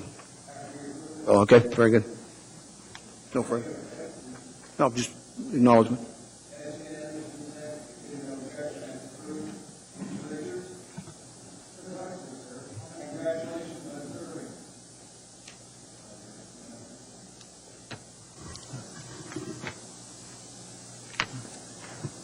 Thank you. Good evening. I am David Richards. For the record, you know me as DMR. I see a lot of familiar faces, some folks I don't know. Being in here brings back my fond, memories in the past years, but it is a pleasure to see everybody. We have therapy for that. Mr. Sullivan, sir, Mr. Mayor. Well, I just wanted to thank Mr. Richards for being willing to serve on the AWW board. He brings the right qualifications that we needed for that vacant slot, and I'm just real gratified that you're willing to put in that time. Thank you. Thank you. Thank you, Mr. Mayor. Ms. Gray-Jackson, ma'am. Thank you, Mr. Chairman. I just want to say welcome back. As you may know, folks, David was the controller for the municipality for a couple of years based on his resume, and him and I worked together, and I'm really happy to see you back with the municipality in this capacity. It'll be a pleasure. We have a few more for you. Okay. You're popular tonight. Mr. Honeman, sir. Well, I just wanted to echo, I guess, I know that DMR here he's good with money. I like that. He's also good with dealing with resolutions to problems, and I don't anticipate too many. But at the same time, if there are any, I know that you're the kind of guy that good at resolving that. So I too welcome you back to the municipality's service, and thank you. Thank you. Mr. Starr, sir. I just wanted to present the 2009 report. You can have this, and if you want to present the 2010 to us in person, I'll look for that too. I read it cover to cover, and it looks real good, including the additional assets that we do. So we've got aging infrastructure and other things that need to be dealt with. But well, they're going to put me to work starting tomorrow, so at 12. So it'll be you fast. can read that tonight and mimic it for 2010. Thank you. Thank you, sir. We appreciate it. You betcha. Thank you. Next item in front of us is item 11B, Ordinance AO 2010-54, an ordinance of Anchorage Municipal Assembly amending Anchorage Municipal Code 1.15.035 to provide additional restrictions on the employment of elected officials. Some history on this one. We have a hearing on it. Motion to approve is on the floor. Ms. Gray-Jackson, you talked to me earlier. You want to? Thank you, Mr. Chairman. I just need to make one quick comment before I make a motion. But somebody asked me today what this ordinance was all about, and it's simple, folks. It's about public trust, integrity, and ethics. That's it. That's all. With that said, Mr. Chairman, I move to postpone action on this item until the meeting of September 14th. Second. And my purpose for doing that is I've advised the school board all along, send copies of the ordinance and also send copies of the S version. And we agreed that it would be a good idea if we had this as a topic of discussion at our joint meeting on September 10th. So that's the purpose for the postponement, Mr. Chairman. Thank you. Ask unanimous consent on that item. Say no objection. That item will come up on September 14th, ma'am. I appreciate that you're taking it out to the school district because it's going to definitely affect them if it passes. Thank you. We're now going to take our regularly scheduled dinner break. I'm told it's in the back room.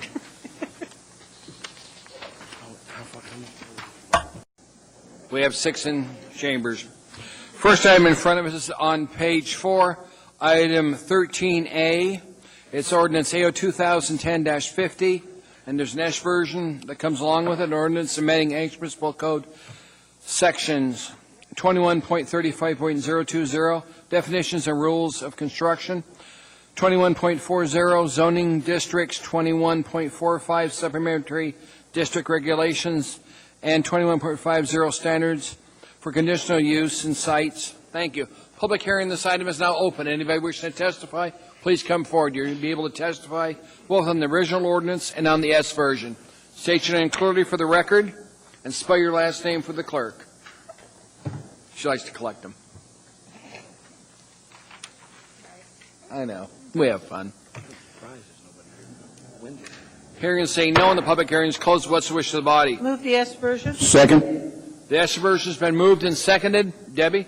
I've got just a little Did you speak in the microphone, ma'am? I'm sorry, I thought I was.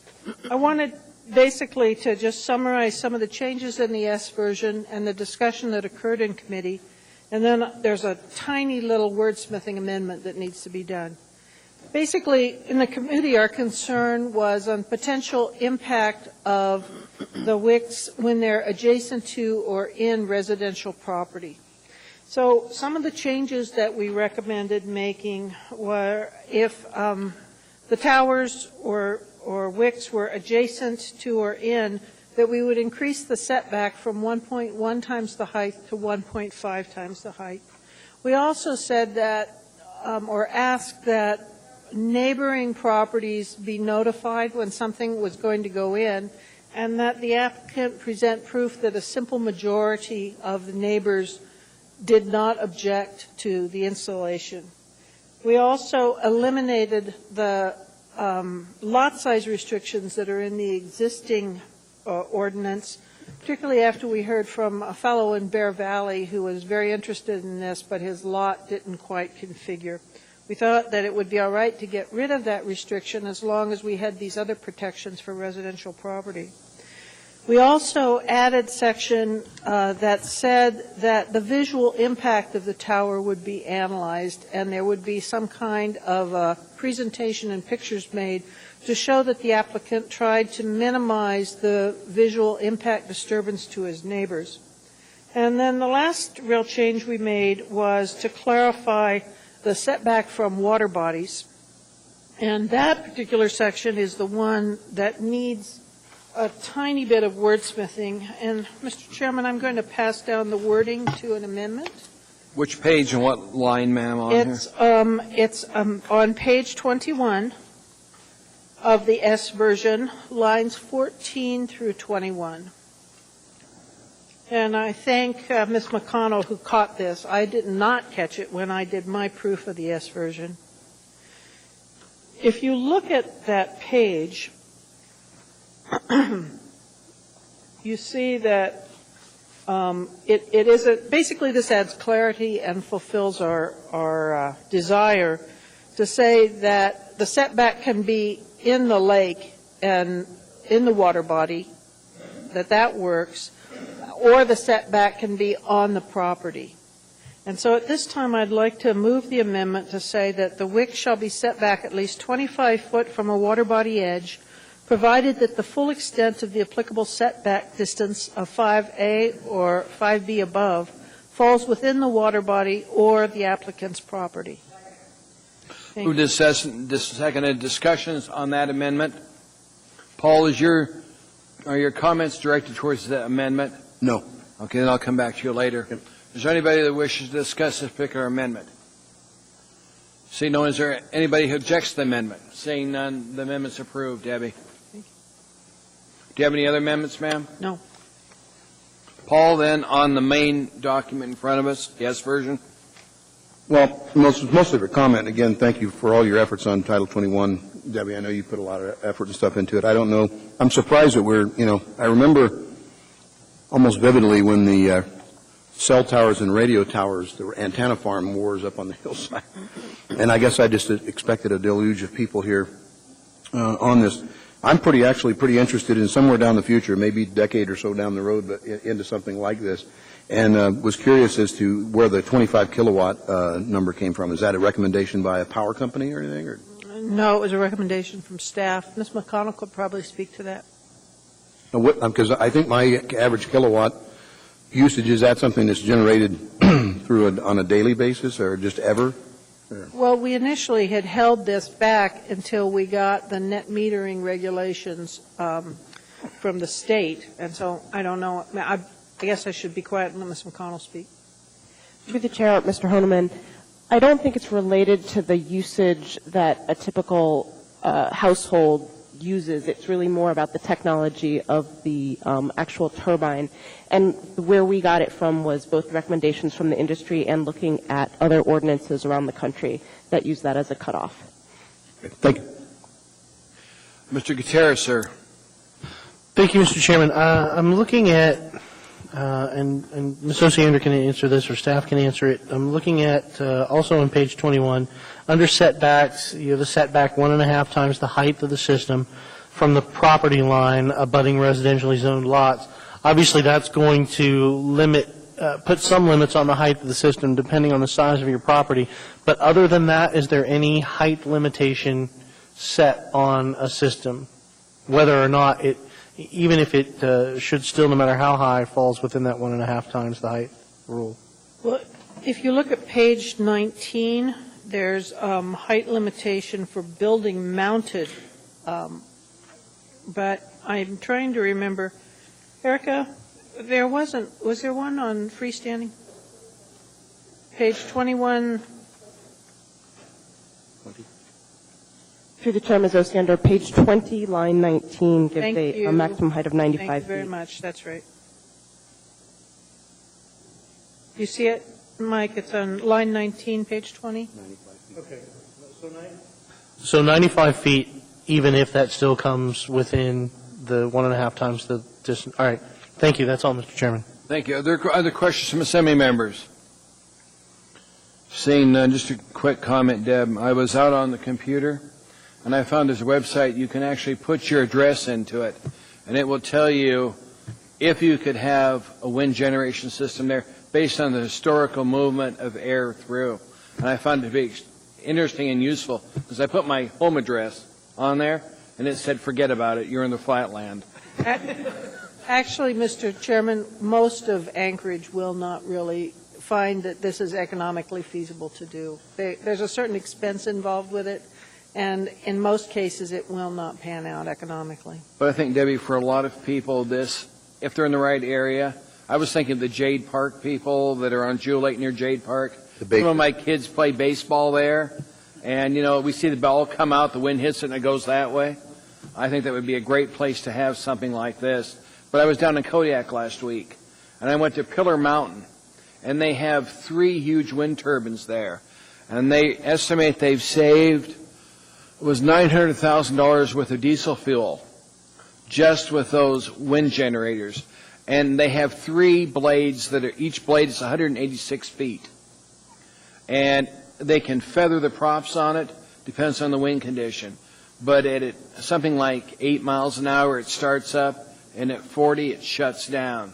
So the systems have become so technical and precise that I think with time we're going to see a lot more wind generations being put around the town because it saves energy and it blows all the time. You might as well use it. Yeah. I would just comment to Mr. Honeman that you're absolutely right. If this had been utility towers or transmission towers, there would have been a lot more interest. But I think people generally agree with the chairman in that there's some real potential here. I would note that the school district had representatives at our committee, and they have at least one school that's already indicated an interest of building mounted wicks, mainly to discuss in terms of their curriculum.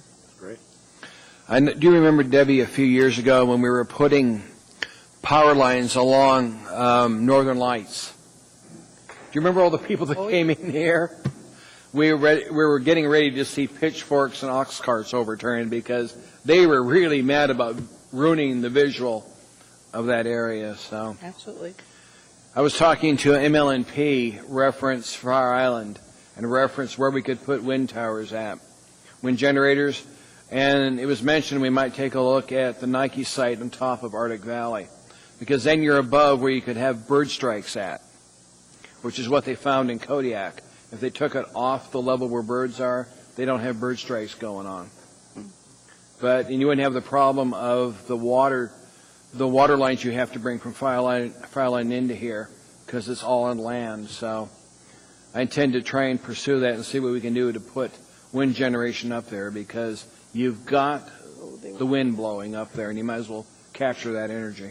There is an active Nike site committee that will have strong interest in what you suggest. I think it only helps the Nike sites, because I don't think we're going to put any of those missiles back in there. Okay, are there any other discussions on this item? If not, I'll bring up the voting. Please vote.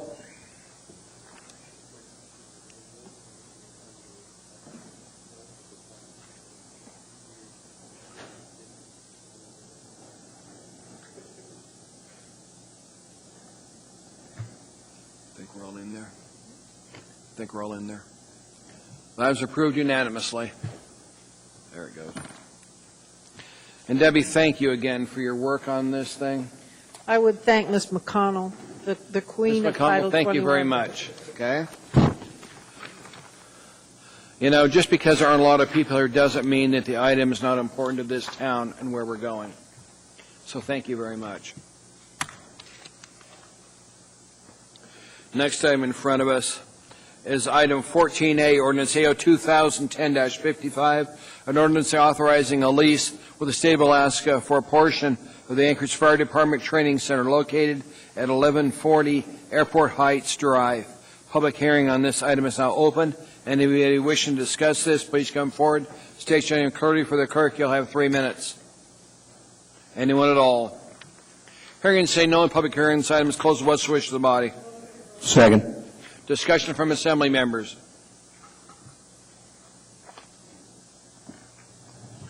There does not appear to be any discussion. No objection? Yeah, I know. I'm trying to hit it. There. Please vote.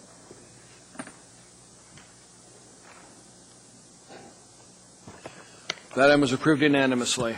Mr. Chair? Yes, ma'am. I had the pleasure of visiting the training center on Sunday at their open house, and it's quite the amazing facility. You were there facility. for the fire demonstration? I'm sorry? Were you there for the fire demonstration? No, I missed that. Oh. You mean the sprinkler demonstration? I hear it was very effective. Good. Next item in front of us is Resolution AR 2010-233, a resolution ratifying a letter of agreement amending the collective bargaining agreement between the Municipality of Anchorage and the International Union of Operating Engineers Local 302, Employee Relations Department. Public hearing on this item is now open, and there's an accompanying assembly memorandum, AM 436, 2010. Public hearing on this item is now open. Anybody wishing to testify, please come forward. Anyone at all? Hearing and saying no in the public hearing, this item is closed. What's the wish of the body? Move to approve. Second. Moved and seconded. Any discussion from assembly members? Doesn't appear to be any. Please vote.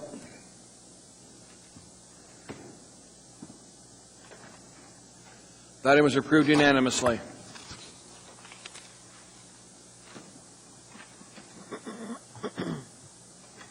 Next item in front of us is Resolution AR 2010-234, a resolution of the Municipality of Anchorage appropriating $37,654 to the area-wide General Capital Improvement Program CIP Fund 401, $20,039 to the Anchorage Fire Service Area CIP Fund 431, $296,964 Waive reading. to the Anchorage Roads and Drainage Service Area CIP Fund 441.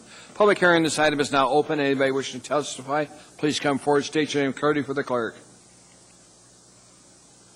Hearing and saying no, the public hearing on this item is closed. What's the wish of the body? Second. Moved and second. Any discussion from assembly members? Seeing no discussion, please vote.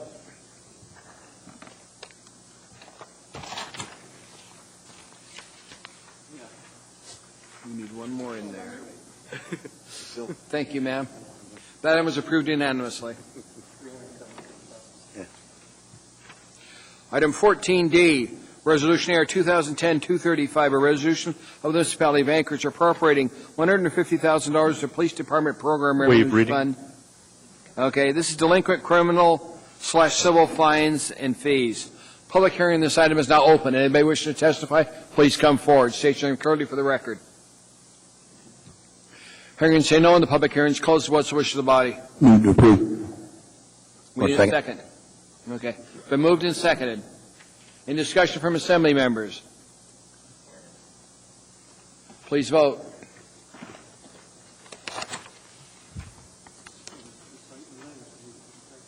That item was approved unanimously.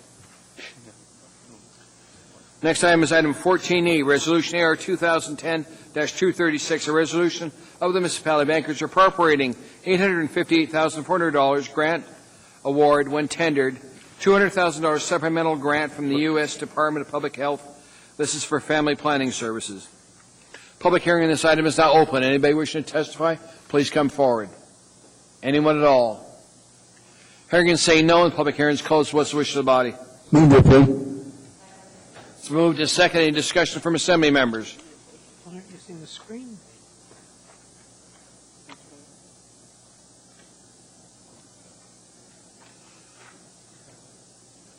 Come on, kids.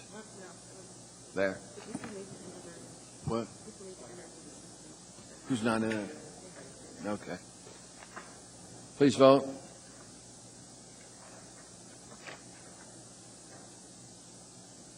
We need, I thought I did.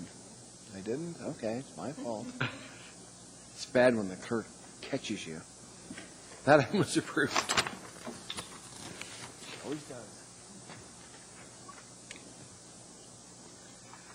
Next item in front of us is item 14F, Resolution AR 2010-237, a resolution of the Municipality of Anchorage appropriating $150,000 Waive reading. from the Talus West. This is for road repair on various service area roads. Public hearing on this item is now open. Anybody wishing to testify, please come forward. Anyone at all? Hearing and saying no, and public hearing is closed. What's the wish of the body? Second. Been moved and seconded.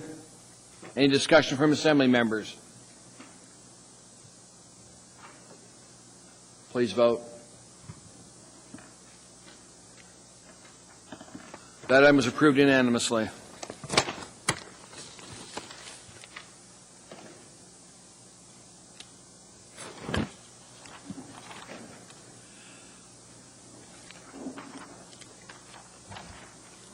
Huh? Who was telling me 10 o'clock? Next item is item 14G, Resolution AR 2010-238, a resolution appropriating $241,826 from the State of Alaska Department of Transportation Public Facilities .puff to the State DRR Fund / This is for congestion mitigation, air quality, traffic control signalization. That would be interesting. Project in the Traffic Engineering Division. Public hearing on this item is now open. Anybody wishing to testify, please come forward. State your name clearly for the record. Hearing and saying no, and the public hearing is closed. What's the wish of the body? Move to approve. Mr. Chairman, just Mr. Flynn, sir. Traditional question to the administration. This amount of appropriation does in fact cover our costs associated with this program from the state. Ron, would you answer that question, please? I believe yes. Do you want to come up here to get the microphone so we can hear you? I know it's a long walk, but we need to get you on the record. Sometimes when they're trying to decipher it, we can't hear, Ron. And Mr. Thompson, just to clarify, we occasionally have TORAs with the state where they don't necessarily provide all the funding necessary to recover our costs. So I'd just like to make sure we're okay on this. Right. This isn't one of those. This has specific items that are covered. Thank you very much for that clarification, Sure. Mr. Thompson. No problem. Thank you. Mr. Gutierrez, sir? Just to object to Mr. Flynn stealing my question, Mr. Chairman. Just withdrawn. It's bad when we're fighting for questions. Any other questions from Assembly members? What? You made a mistake? No. Okay. Darn it. Please vote.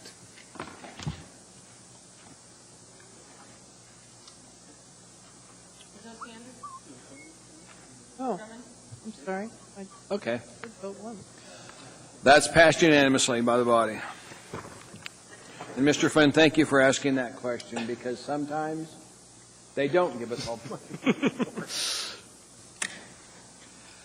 Item 14H is Resolution AR 2010-239, a resolution approving waive reading updated Heritage Land Bank policies for the Heritage Land Bank land and the Heritage Land Bank Fund. Public hearing on this item is now open. Anybody wishing to testify, please come forward. State your name clearly for the record.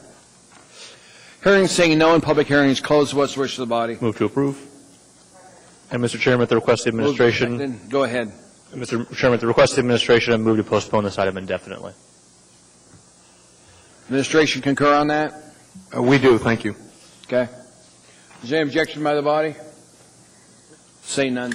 That item is postponed indefinitely. Took care of that one, Harry, didn't you? We do it again. We're now down to special orders. I don't think there are any. Unfinished agenda, there isn't any. Audience participation. If there's anybody here that wishes to address the ceremony on any issue that's not on our scheduled agenda, now's your chance to come forward and talk to us about anything you care about. Hearing and seeing no one, moving on. Assembly comments. Harriet?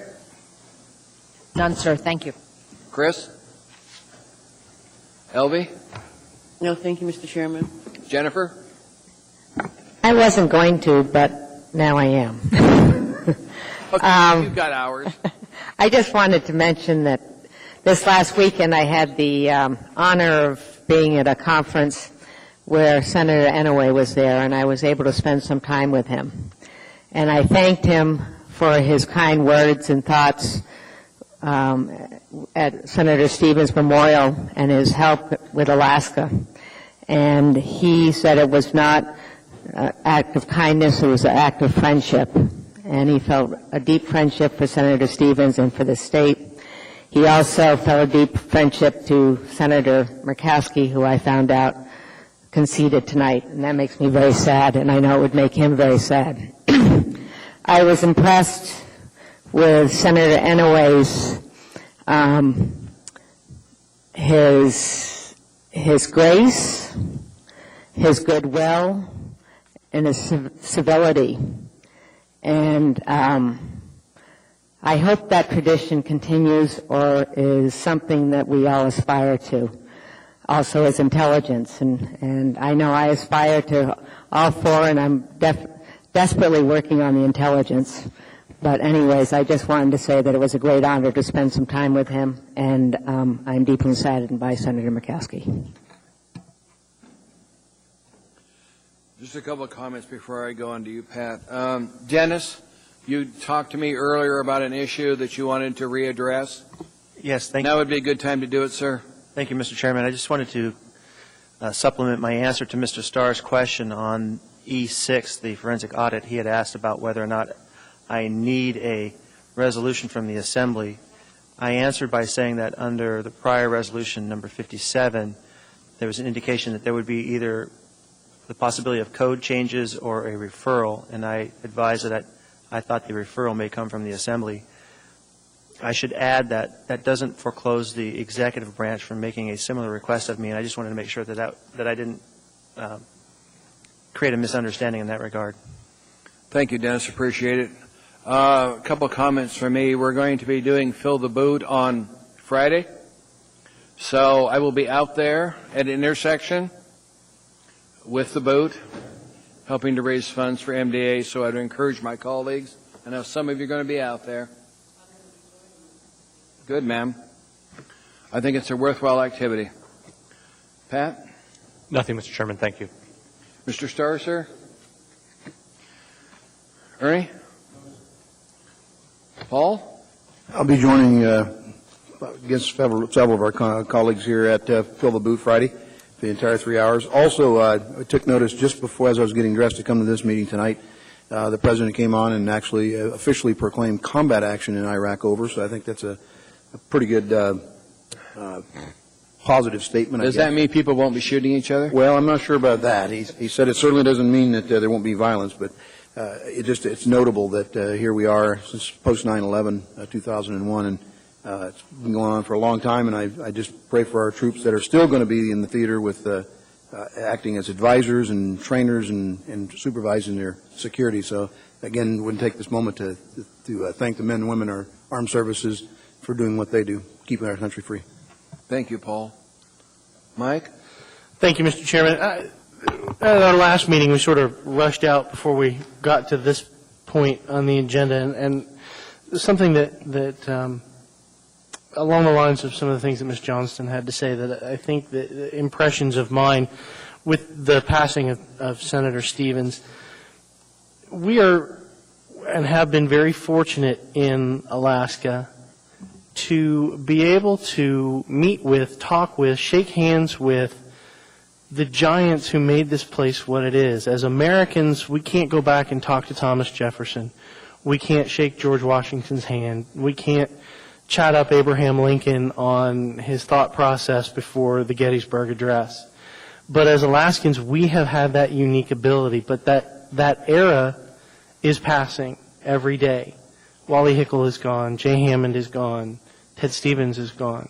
And it is unfortunate that we're now going to be, I think, in a great degree, much like every other state, where we don't have those people there where we can actually talk to them, see them, touch them, shake their hands. It's been very special. It's something that makes this place unique. It's something that has always fascinated me. We still have a few. You know, we have the ability to go talk to a guy like Vic Fisher, who helped write the state constitution. But that era is moving into the past, and I think that is a tremendous loss to all of us, more than just the individual loss of someone who was a giant of this state like Senator Stevens. So that's all. Thank you, Mr. Chairman. Thank you, Mike. Debbie? Go to more immediate needs. I want to remind the chair we still need that work session to finish the legal. Yeah. Thank you. I know. We'll schedule that up. Good. What I've been trying to do this summer is not overtax the Assembly because budget season's coming. And we've had it pretty easy. We get out of here by 8 o'clock most nights. But when come budget cycle, we're going to be here till late in the night. And that clock does not go beyond midnight, so we move on. But you know, Mike, you were right. We had the opportunity as residents of Alaska to interact with Ted. And Ted always, when stuff came in front of him, he looked for the issue, and then his next question is, what's in this for Alaska? And sometimes we forget that. And I always know this with Debbie, that when issue comes in front of us, Debbie, you know what's in it for Eagle River Chugiak, because as long as I've known you, we know if something comes in front of us, you want to know what's in it for your area. And that's the same thing that Ted Stevens did for year after year, took care of the state of Alaska, because those are the people that elected him. I'm sorry we've lost him. But, you know, listening to his funeral was amazing, the depth of caring that people had for each other. And I think we need to remember that when we get into our little petty squabbles around here, that the next time something comes up, we're working together with somebody. And we saw that with the people that were here for the senator's funeral. Look at Biden. Probably the best speech I think I've ever heard Biden give. And definitely they were not on the same side. But when it came to common issues, they worked together and they had respect for each other. And we need to get there. Anyway, that's all I've got. So let's do a motion to adjourn and get out of here. So moved. I'm sorry. I'm sorry, a couple in the queue. Elvi? Anything? Mr. Sullivan, sir. Mr. Mayor. Yes, thank you. I just wanted to make one comment. I know I can imagine that it's not fun to lose elections, but I'm grateful that Jennifer Johnston is still an assemblywoman. So. I'm glad we've got her. Thank you, Jennifer, for staying with us. If we get a motion to adjourn, we'll get out of here. We're adjourned.